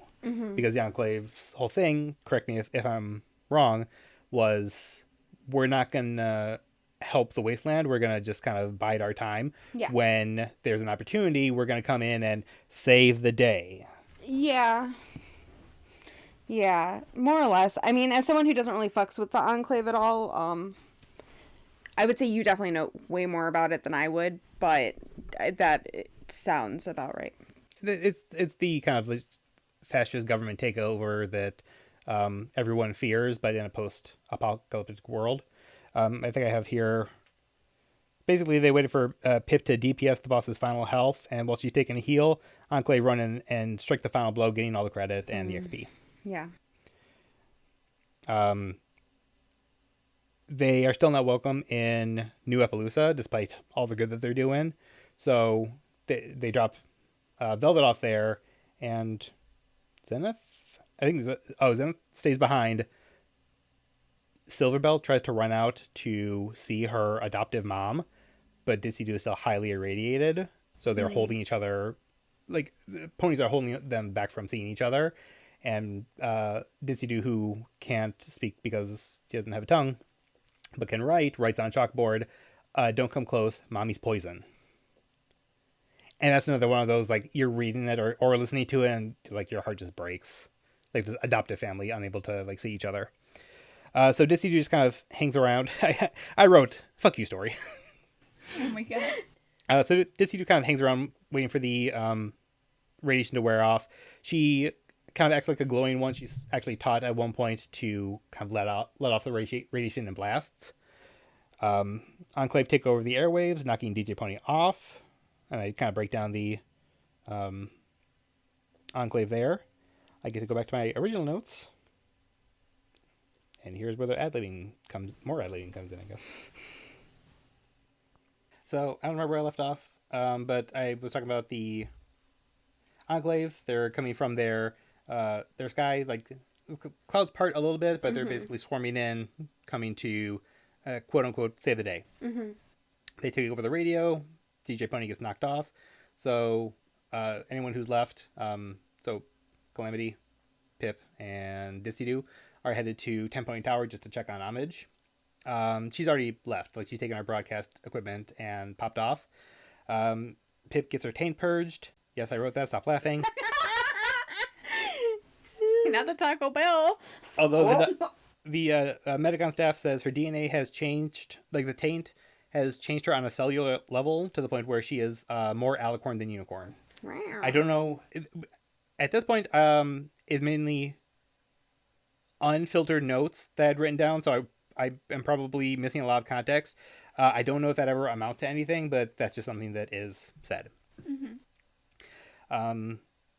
They head to Friendship City. I forget why. I think Calamity has another Dashite friend there, and that's where Ditsy Doo is taught to let off her radiation. Like, she's in a radiation chamber, laying off in bursts. Yeah. Safely. Okay. Then Enclave is taking credit for Mare Pony and the Goddess being destroyed. DJ Pony hops back on the radio and says, actually, it was the Stable Dweller, bitch. I forget why, but the Enclave are trying to destroy Friendship City. Like, they start attacking. They fight back, kind of not really win.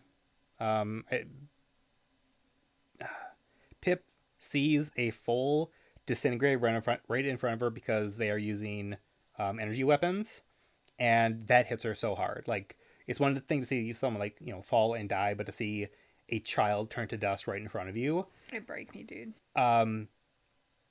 Calamity gives her a pop bottle to scoop the ashes into, just to do something. Like, you can't bury ashes, but so she could do something with it and try to, like, move on. But it like really hits her, understandably. They get out of Friendship City. Enclave arrive. I already said that.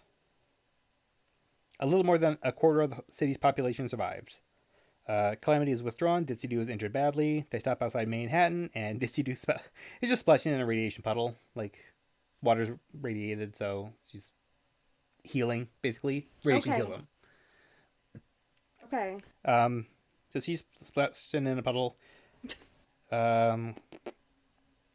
Enclave show up and arrest them. Calamity can't fire back because one of the Enclave is his brother, and he can't bring himself to shoot his own brother. Okay. They are being held. we get some of Calamity's backstory. Most of his, I think he's the youngest of his brothers. His mom died giving birth to him, so his father blamed him for that. Okay. Because that's the As you do. But because he would verbally, probably mentally abuse Lil Pip, his brothers would do the same thing, trying to impress their father. Their father is also like head higher up in the Enclave, and they all became soldiers of one kind or another. So they're basically, Dad, look at me! I'm also kicking the little guy while he's down. But they do get the order to like kill on sight. So when the Enclave are taking a rest, Calamity's brother shows up and lets them go. Just like, get out of here! If I see you again, it's on sight. But go. I had nothing there. I think Calamity's brother, I should have written his name down, says, well, if it ain't my little brony. Oh. Well, damn. They bring up the single pony project, now called the single Pegasus project. That's another thing that's supposed to... all the towers that Homage uses to broadcast, they're actually supposed to be some kind of cloud seeding system to control the weather.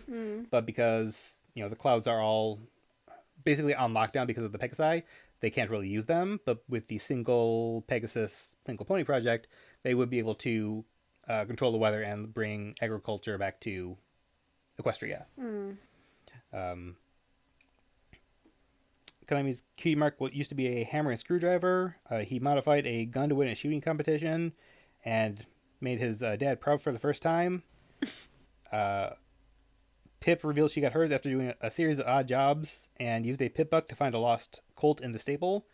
So her Cutie Mark is the pip buck, which is really weird. Ditsy Doo helped her uncle move people, but she was clumsy, so she played with foals her age and made silly faces since her eye was already wonky. She would introduce them to bubble wrap, which is how she got her Cutie Mark. I'm not sure if it's bubble wrap or just bubbles, but I think that's cute. Bubbles would be cute, yeah. I love that. But also just ponies stepping on bubble wraps, having a good time. So is this like a wrap up of the story, or is this like how they got their marks? They're just they're in captivity. They got nothing else to talk about. Okay. So lore building. Gotcha. Pride is the name of Calamity's brother. Says it's on site. Also, New Appaloosa is about to be wiped out. So Ditsy Doo races as fast as the wind and her hooves will carry her. And when she does reach New Appaloosa, like just outside New Appaloosa where the Enclave are waiting, she is a Pegasus. She suddenly blasts off into the sky, not arc, just zoom. She comes down. And just ground pounds, mushroom cloud, radiation. Rainbow Dash used to do this, and it was called a sonic rain boom because it would part the clouds. And so it wouldn't rain. But it's a sonic rad boom, toxic rad boom, something like that. Yeah, okay. And just, everyone is blasted out of the radius. The clouds do part, so they see sunshine for the first time in a while. Ditsy Doo is severely injured, but again, she's a ghoul. She just needs to, lay there for a minute, be irradiated, and she'll be fine. They get into New Appaloosa hey, well, we're in dire need. Please come in. Your ban has been lifted. Silverbell that says that Zenith the zebra is creepy, which clearly hurts her, but she still asks if Ditsy Doo has considered teaching Silverbell a certain fighting style. And so Pip is like, have you thought about being a teacher? You got a lot of wisdom to impart on to others. And Zenith's like, no, not really, but we'll see. Ditsy Doo severely hurt. Silverbell is there to Silverbell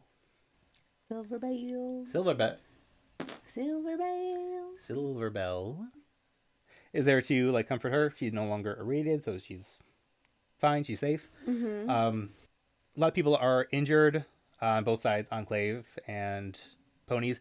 A couple regular Pegasi come down from the clouds just to see what's going on, because you find out that the Pegasi have propaganda saying it's uninhabitable down there. We will return and save them when they are ready, but for now it is it's not even a wasteland. It's uninhabitable. I think I just said that.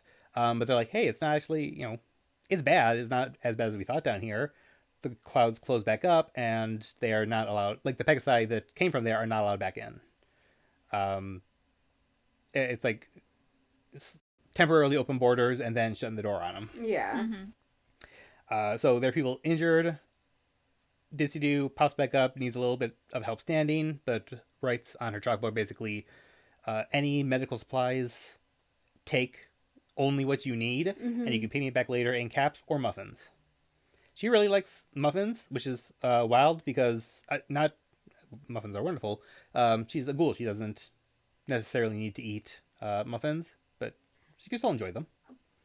But yeah, if she's a ghoul, that would imply that she probably was alive when muffins were a thing, and so... It could just be she has a fondness for them after all this time. Because you know what? Well, she also doesn't have a tongue. Because, well... Okay, if I had a tongue. But no, I'm like, if I didn't need to eat ever again, I would definitely still, like, nibble on an Oreo here and there, Like, sure. Get down with a cheesecake. Get down with cheese. Yeah, just eat something salty. Yeah. Just for the thrill of the game. I haven't really mentioned Pyrolite recently, but she just Pyrolite flies over and starts irradiating Ditsy to heal her. Okay. Velvet shows up and is like, okay, I've gotten over everything. I'm better. I'm back. If you'll have me. And they're like, of course. There's still Raiders and Griffins around.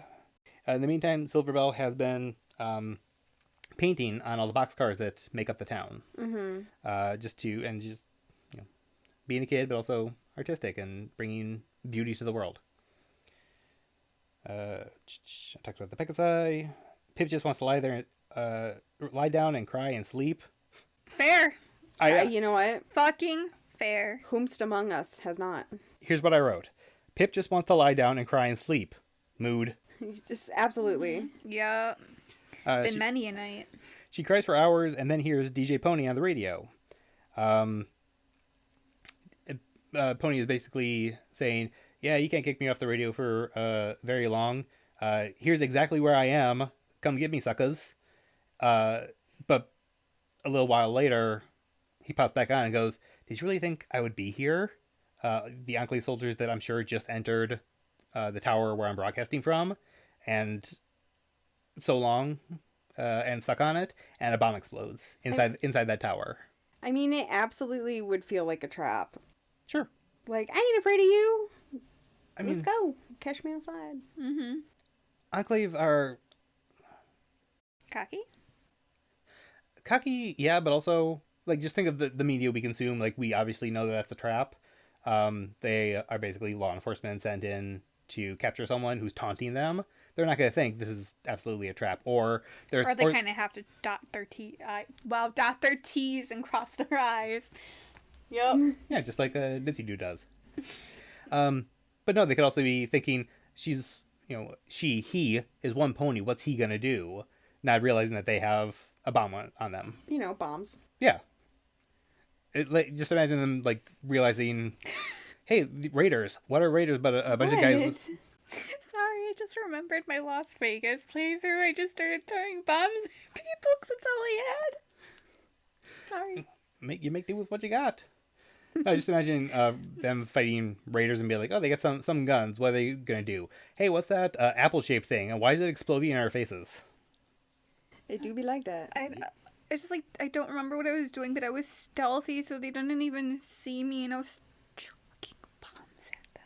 I love that for you. I have to figure out, I think I, might have streamed it at some point. I have to figure out if I have it. God shows up just to, help out if it's needed. Pip is admiring one of the females that are there, female griffin. I'm not sure if they're called a mare, probably not. And realizes, oh, that's God's daughter. She also has a son, so yeah, they are the children of God. Make your jokes now. They just play into it. Pip goes out to take a leak and runs into Watcher. a little sprite bot that says the Enclave have hired assassins to come after her, the Wonderbolts. They are a bastardized version of basically if the like Blue Angels were also an ace hit squad. That's what the Wonderbolts are now. They put on air shows for the young Pegasi and murder. They have already gone to the first terminal that Pip used when she left the stable, which has her Pip Buck identifying tag on it, so they can track her.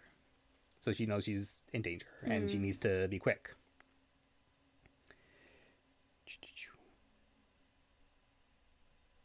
I didn't get to pare all this down, so I'm trying to find stuff that is not relevant and skip it.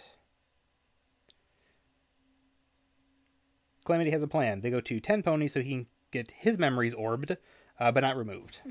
He doesn't want to defeat the Wonderbolts. He wants to put all of his memories that this land can be saved. We're not bad. We're not trying to be violent. We're trying to survive. And you have been lied to regarding the Enclave. If they can get the Wonderbolts to see that and believe that, because it's the truth, they won't need to fight. Very admirable. We'll see what works. Yeah. Velvet returns. They hold a party for Ditsy Doo. Pip meets God's children, which I've already mentioned she was admiring. God agrees to take Ditsy Doo and Silverbell to Spike's cave because Ditsy Doo can do the sonic rad boom. That's something that only the Wonderbolts should be able to do, so they may be coming after her as well. But in Spike's cave, they're pretty well protected. 3 times I wrote that Velvet Remedy returns. This is why I have to pare it down. I know.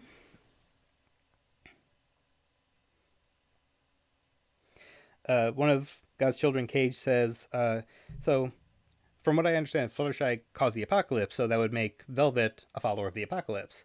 And she kind of takes pride in that name. Like, yeah, sure, I'm a follower of the apocalypse. And she like takes that moniker for her like little group that she builds later on. Cage and Reggie, Regina, but they call her Reggie for short, join Pip on their next quest. No arguments. They're trying to get info on like what the Enclave is planning with the single pony Pegasus project is, and they meet another one of Calamity's brothers who says like they're gonna blow up this ship because they think that we're compromised. So get me out of here, and I'll get you like whatever plans you need. Why are you helping us? Because fuck these guys. Basically. And like I never had bad intentions with my brother. Like I regret it. I fell in with bullying him. That doesn't make up for it, but most of them have some kind of regret, remorse from it, which is something. They can do more, but it's a start. Cage doesn't make it out alive. So I forget if they're twins or just siblings. If they're twins, it's like way harsher, but Reggie takes that really hard. The Enclave's number 1 enemy is Red Eye. The second is DJ Pony, obviously because they broadcast across the wasteland and inspire people to be better.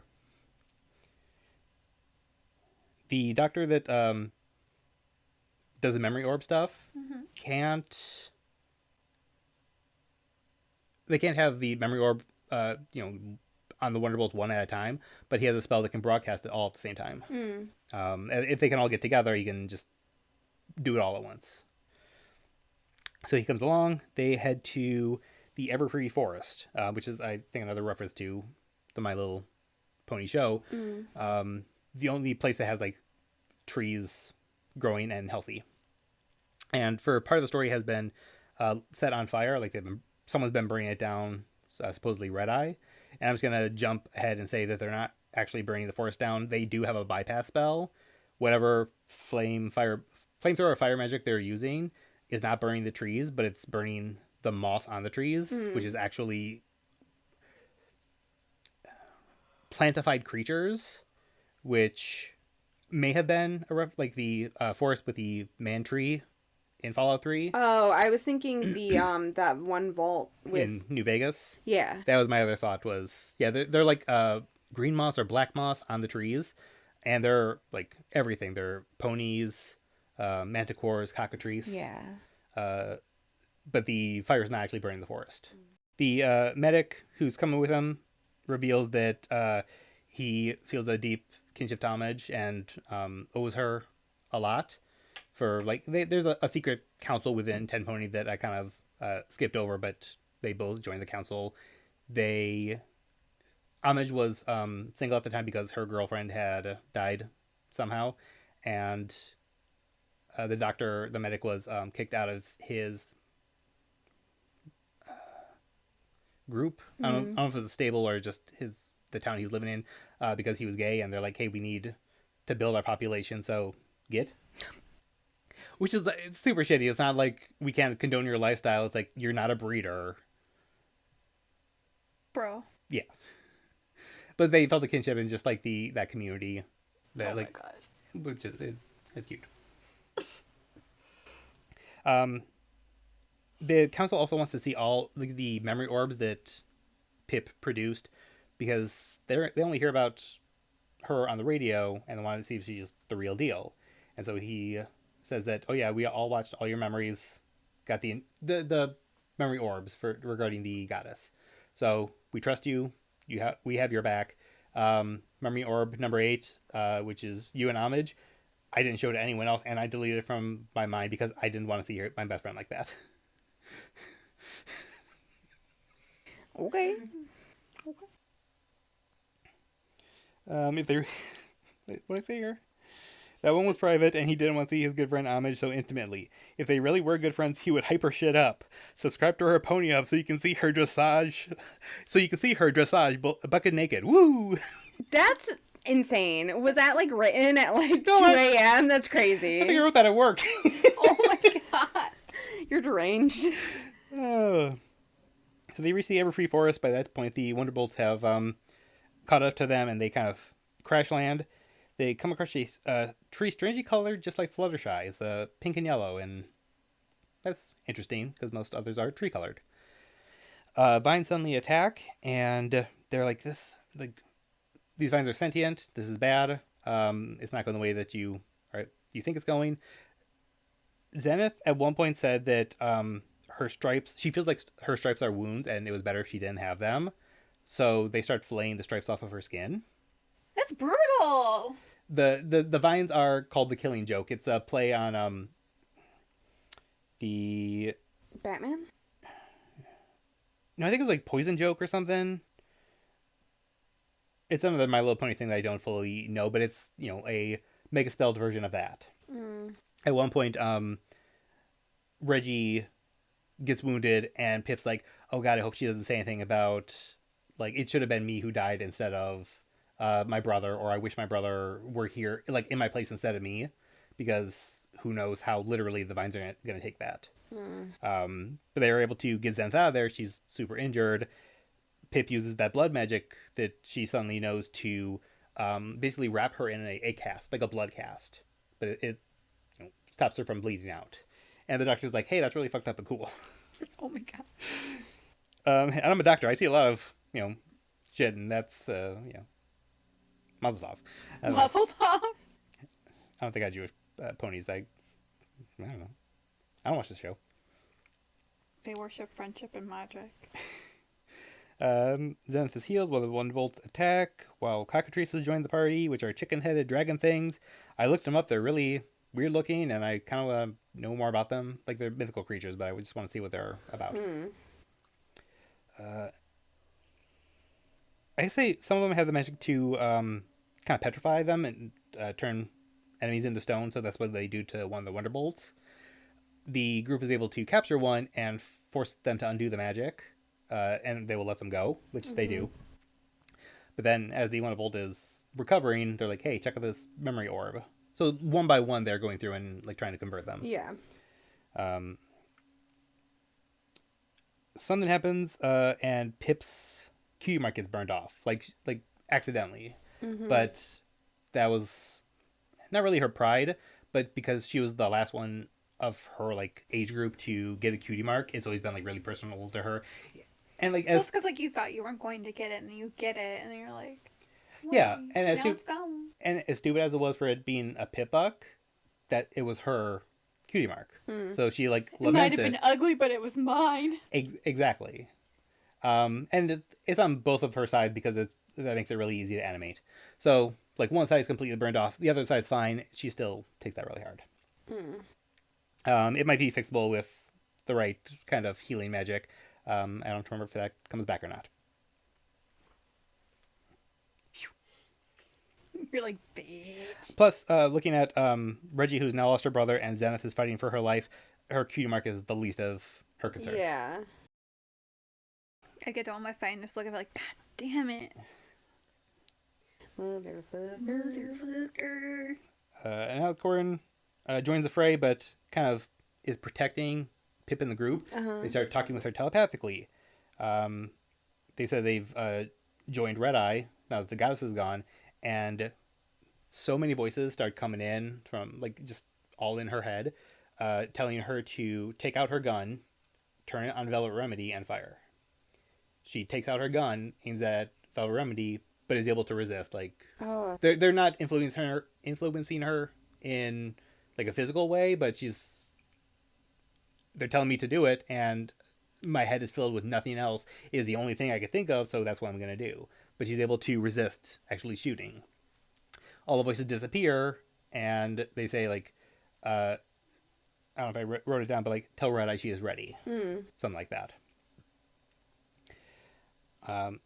Hellhounds also attack, so it's just a free-for-all at this point. Most of them get taken out. An albino one gets injured, but Velvet, it's supposed to be an enemy, but she starts healing it. It starts talking. Most creatures don't talk. They do meet a Brahmin at one point, which I had forgotten about. A two-headed Brahmin. Both heads talk, and they're like, that shouldn't happen, right? Yeah, there's no way that that two-headed Brahmin should be talking. Oh no, it talks. It's not a like one-off thing. Just some of them can talk. So the Hellhound speaks and is like, "Why are you healing me? We're enemies. You still deserve to like have a chance to live." And he's like, "That's really weird, but thank you, I guess." He protects them a little bit. He's still injured, but he also teaches them how to make a nuka grenade, or their version of a nuka grenade, which is sparkle cola, carrot flavored cola, which I can't imagine. I feel like there's definitely a carrot flavored In Japan, maybe. soda. Well, no, there's like a grass soda. That's fair. Like a Jones exclusive thing. Ow, fuck. Yeah, tell Red Eye she passed. Wait, what? The words the Alicorn said were tell Red Eye she passed. So like them trying to get Pip to shoot Velvet was a test of some kind. Oh, okay. They find an uninhabited zebra shack to rest. That was hard to say. It actually turns out to be Zakura's from before the war.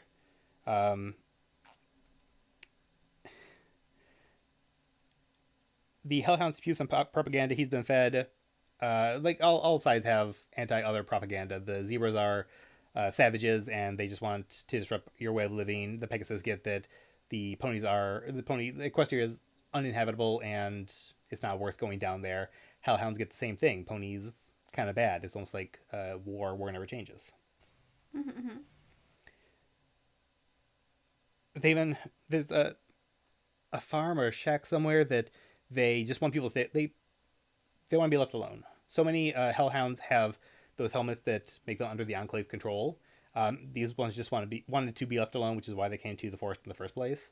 But there's a shack nearby where they have set up wearing a stealth cloak, or maybe I think a stealth cloak on their head. So they're the headless pony, and they just use that to scare off anyone from like going near them. So it's like it's a Scooby-Doo bit.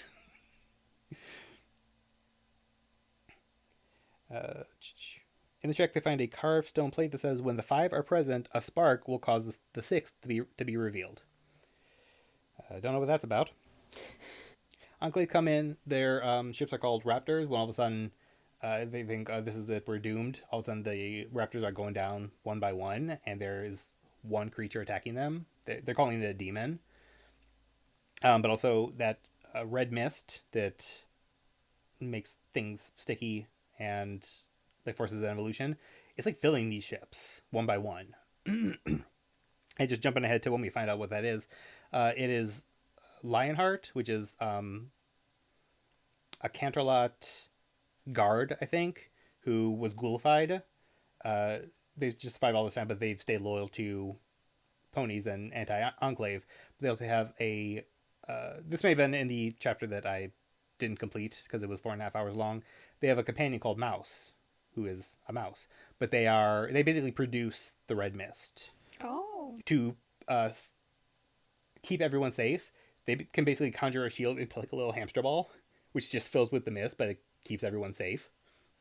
Yeah, they're taking down the enclave because, for the kingdom. The kingdom doesn't exist, but we'll take what we can get. And they're calling it a demon. Pip resists the call of party time Mintals. Thousands of Red Eye's followers fight the enclave. Since they're not going into Maripony, they're all waiting. The enclave are waiting just outside Philadelphia, which is where like the huge battle is going to be.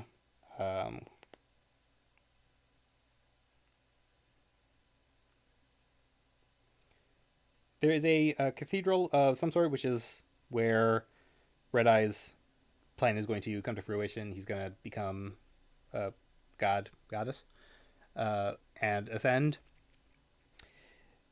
Because he has the IMP, the potion that you feel cold, vent. Oh. I was just being hit with cold air, and I'm like, what is happening? Being onslaughted.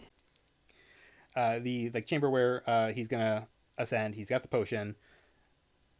Pip stealthily sneaks in when all of a sudden Calamity's brother Autumn Leaf also comes in, and they're monologuing back and forth. You can't do this. Oh, watch me. I think he's an Earth Pony, maybe. Autumn Leaf is a Pegasus. Pip is a unicorn. So they got like all three main species right there. And Red Eye knows that Pip is around. So basically, join me. We could become a god. And like, we all want the same thing, is to like make a better world, and we can do that together, despite them all having differences. And Pip and Red Eye are like, no, I kind of fucking hate that guy. I hate you too. Like, this seems like a bad plan.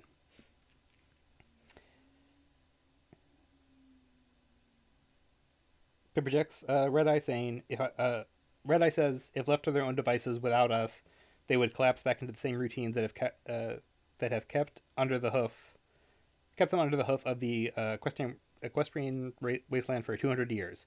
Ponies never change. I thought that was going to be the end. Just that it's like that a really good, like a final note. That would have been like yeah. Red Eye has captured Pip's friends and has captured her friends. He is wearing a zebra bomb collar reprogrammed. So if it's a dead man's wish, if he gets killed, a whole bunch of other bombs will go off. No one will survive. So what you gonna do about it? Autumn Leaf activates a signal, and hellhounds sprout from the ground, even digging through the vat of the potion that is supposed to make them ascend. In the fracas, Autumn Leaf shoots Red Eye. He's dying, not dead yet. Pip broadcasts. I kind of skipped over it because it happened so often. I think it's in New Vegas. There's like a rebroadcasting signal, static, that just kind of messes with you. It messes with your head and can kill you. But no, I'm like, the lights are messing with my head, and they're going to kill me. I'm trying to speed up here. But it jams all channels. So when Red Eye does die, the bomb doesn't go off. Mm-hmm. Red Eye falls to his death.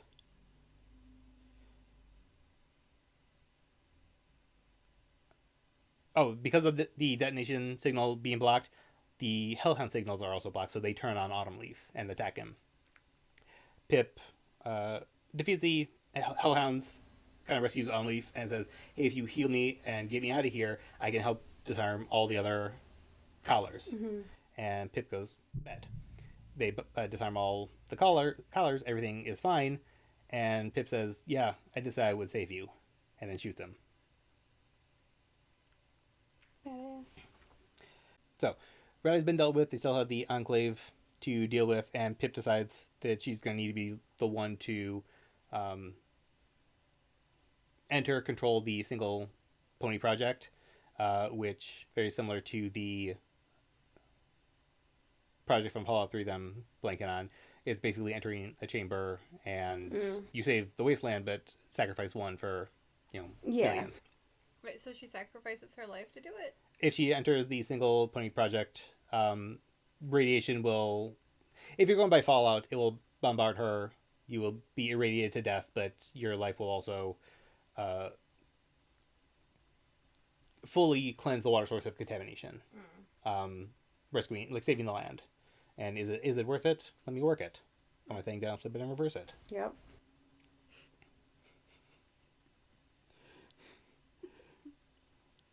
Anywho. Is it raining? No, it's sunny out. I hear tippy taps.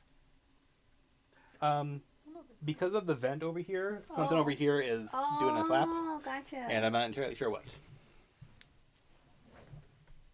Sorry. Got that old man leg. Yeah. Zenith finally wakes and she gets... That was Butters. I know. She gets to alchemizing. They get to Philadelphia and the number 2 to Red Eye. Zenith goes after her for kidnapping her and torturing her for all that time. They fight. It's got fight off screen basically. Zenith is losing. The slaver is standing over her when all of a sudden Zenith's daughter shows up and kills the slaver. Get away from my mother. And that's pretty cool.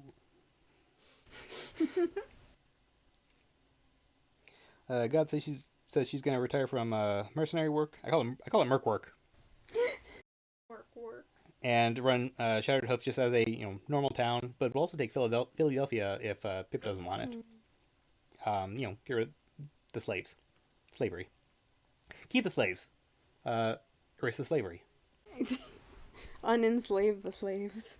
Yes. Velvet is talking about opening a school for medics and helping people, calling them followers of the apocalypse. The Hellhound mentions another Hellhound who wants to be left even more alone because he's deaf and senile. He's also incredibly strong and hates the Enclave with the fiery passion of 1,000 suns. Nice. So if they can get him, that'd be also pretty cool. Pretty cool. But it's basically every pony who's still on Pip's side shows up. Even Abed shows up via Spritebot just to support her. They all meet at Spike's cave just for one last hurrah. And Silverbell has been busy at work. Spike, just as the dragon eats gems, she's been taking those gems and decorating, making murals on the cave wall, which I think is adorable. But that's also where the Garden of Equestria is. And Pip's we gotta have most, if not all, of the virtues here. Because she realizes, Velvet Remedy is kindness. I thought for a while that Dissy was gonna be generosity because she's always just giving stuff out for free. When she was giving out medical supplies, she's like, pay me muffins. Calamity is loyalty because he's been there since the beginning of the story, basically. Magic and generosity are never specifically mentioned, but the Guardian of Equestria does get activated and will heal the land. It'll fix it. I don't know who the other are. I do have a theory that Pip is the virtue of magic because she's brought all these people together. Friendship is magic. That may just be subtext that I'm not getting, or it's a fan theory on my end, but it fits. The Steel Rangers join the Applejack Rangers. We're gonna fight on this side for once, and Spike reluctantly lets them all in for this. He also promises to join the fight. Fight the good fight. A whole bunch of shit goes down, a lot of fighting. Almost everyone survives. This is very Sarah J. Maasey. Yeah, I think they all make it. Yeah. But the plan is for Ditsy to do another toxic rad boom in the middle of Philadelphia, which will open up the sky just long, or maybe it's Manhattan, just long enough for to power Celestia Prime. Use that laser to take out a bunch of Enclave ships. And since the Enclave is going to be busy attacking Philadelphia, Pip is going to Cloudsdale to enter the Single Pony Project. They're going to have a skeleton crew. It'll be, it should be easy. Pip says once she gets there, she's going to do what she does best. And here's some quotes. Drop something heavy on it? Calamity asked. Get shot full of holes? Velvet Remedy offered Riley. Stare at flanks? Reggie snarked. Orgasm? Homage? Scribbling swiftly, Ditsy offered up, squeak and blush? God, what I have to deal with. God pipes up, leave me out of this one, kid.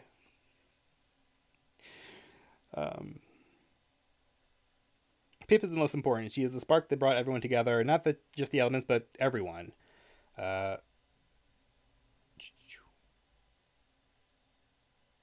If Pip merges with the Single Pony Project, she won't see Homage anymore.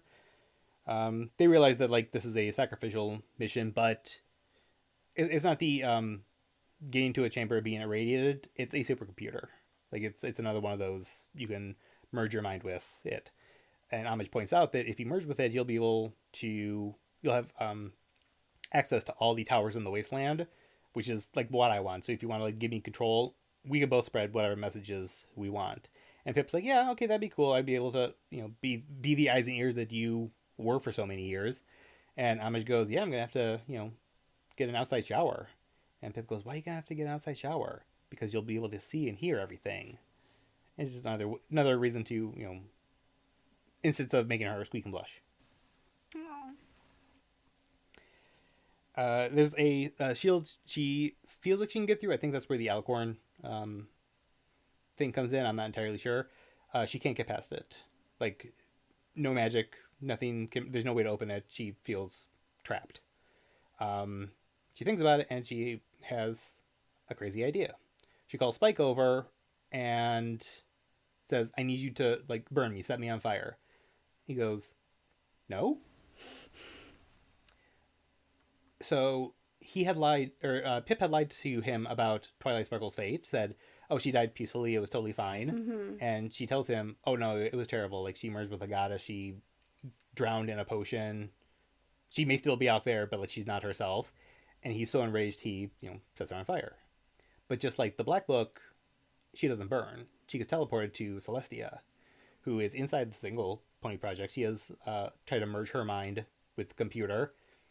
I think it was Rainbow Dash said, that's given one pony a lot of power, and no one pony should have all that power. Something, just pass the hours, count the hours. Lyrics, I don't know. So I'm gonna, not give them as much power as they wanted, because that's dangerous. So Celestia pops up, Princess Luna pops up on screen, is basically, get out of here, you. Pip says, no, I gotta save my friends. So she turns into Celestia. I was Celestia the whole time. I just wanted to keep out intruders. The Enclave that Spike burned earlier, her charred corpse is there too. So whatever magic he has, doesn't, it hurts them, but it teleports them to Celestia, wherever she may be at. And Celestia, while as a computer, talks with Pip, is this really what you want? Do you think you can do this? Kind of thing. And Pip goes, I got no other choice. A whole bunch of philosophical pondering. This is her mission. Her virtue is sacrifice. I really don't think it is. I understand where she's coming from, though. But she gets into the Single Pony Project, and I think I have stuff for that. It kind of just cuts. She gets in, and that was my story. And then jumps 10 years later. Things are still contentious, but it's a whole lot better. It's very rare to see raider caravans out there. Since Zenith is back, they are able to use the Killing Joke vines to make an antidote that turns the Fluttershy tree back into the original pony. And they're really scared because what if she's 200 years old? What if she turns back into herself, but then immediately ages or dies? Mm. And Velvet just goes, well, then she, like, will take it as it comes, but she won't be this anymore. She will have died as herself. She will, her memory will be intact, kind of thing. Sunshine and rainbows fill the sky. A lot of clouds are gone. Food, grass, agriculture growing across the land. Thanks to the Garden of Equestria, water's flowing freely. Most of the radiation is gone, which is kind of a bummer for Ditsy Doo and Lionheart, who have gotten married. Mm-hmm. But they will go just to the outskirts of Equestria and bring back irradiated water for any non-feral ghouls in the area that need to heal up. So they can live peaceful lives. DJ Pony interviews Velvet. Can I call you VR? No. She has married Calamity, and it literally says, with sufficient exercise and nagging, he'll be back to full strength after his surgery. So he got severely wounded in battle, and I think he's also some kind of cyber pony. Velvet asks DJ Pony how they are doing, and they say life always changes. They're really going hard at the end here. So then it cuts to 10 years later. Fluttershy is reading the entire story, the story of Little Pip, to a bunch of foals, and kind of thinks to herself, this isn't just the story of Little Pip, this is like the story of us, how we came back from nothing. Velvet is the leader of the followers of the Apocalypse, who's no longer scarce. Also because the radiation is gone, Red Eye had a whole bunch of powerful engines that ran on radiation that now just suddenly shut down, so that now they're going, well, how do we bring power back to the, I'm finishing up, to the waste. I feel the same way as her. Let me out. Let me out. They also use, the reason the Alicorns were, joined Red Eye's side was because they want males. They want stallions. They want to reproduce naturally and not just through magical potions. Mm-hmm. So they use the Killing Joke, Zenith makes a potion from that turns females into males. And they are able to reproduce naturally Alicorn foals. Calamity returns with his caravan. Princess Paladin Silverbell is excited for Ditsy Doo and Lionheart to come back. Fluttershy picks up the albino hellhound because she was going to talk to the council about a hellhound sanctuary. The hellhounds are at the brink of extinction, and her just being kindness is that. Yeah, we got a lot of problems with you guys, but doesn't mean you should go extinct. Mm. And it ends there with her about to walk in and make her case. And Homage will visit the Single Pony Project every couple of months, every year or so, and just spend a day with Pip as a computer. Mm-hmm. So everyone gets a happy ending. Almost everyone has come back in some way, and like I said, no one dies except for the bad guys and Little Pip. Little Pip. Yeah, unfortunately. That was such an in-depth story. I know. I loved it. Dude needs to be an actual writer, though. Yeah, I know there's a couple projects that have tried to animate it in one form or another, but they never reach the end because that stuff is hard. The only other stuff that I wrote down that I thought I wanted to bring up is Pip will go into memory orbs of Pinkie Pies, and Pinkie Pies will address Little Pip. So in the moment, in the past, the other ponies are looking at her going, who are you talking to? Who is Little Pip? But Pinkie Pie is leaving clues around for Pip to figure things out in the future. I guess the Pinkie Pie does have some kind of precog that I've never known about, but this is 200 years in the future precog, but it's also Doctor Who-y. You know what I'm trying to say. Timey-wimey. Yeah, timey-wimey or Jeremy Bearimy. I'm leaving messages for someone 200 years in the future to fix things. Mm-hmm. Which is kind of cool. And I think I talked about all of Applejack and Steelhooves. They were basically, when the taint first hit, they were trying to evacuate all the ponies that they could. Applejack runs off to get her families into the vault, or into the stable. But doesn't make it back because the door's shut on her. I think I mentioned that part. Steelhooves just think, oh, I really messed up because I killed her best friend. She didn't come back at all. And that's when he doesn't give up, but he gives up like going after her. He just lets himself be melded to his suit. And there's a whole bunch of more orbs that give backstory or are references to other things. There's an infamous creepypasta called Cupcakes, where it's a lost episode where Pinkie Pie's making ponies into cupcakes. There's like a reference to that. Like, oh, I heard that someone is... I knew that some ponies were eating others, but I heard that they were baking them into cupcakes. And what kind of wild story is that? Oh my god. Just a whole bunch of references to like Fallout that I could have put in, but this is long enough already. And this is hopefully the last time that I will start like a review without having finished it. Like when I started the first part, I was nowhere close to being done. I thought, oh man, I really messed up. I don't think that's necessarily bad because it's like you're giving an update on the story as you're reading it. Yeah, but I feel like I could have been more concise in the first part if I had more knowledge. And it's just me jumping into things without knowing what I'm getting myself into. Me always. My definition of life. Jump in head first. Swim later. Yeah. Or don't swim like that type of Mackinac. That's true. That is true.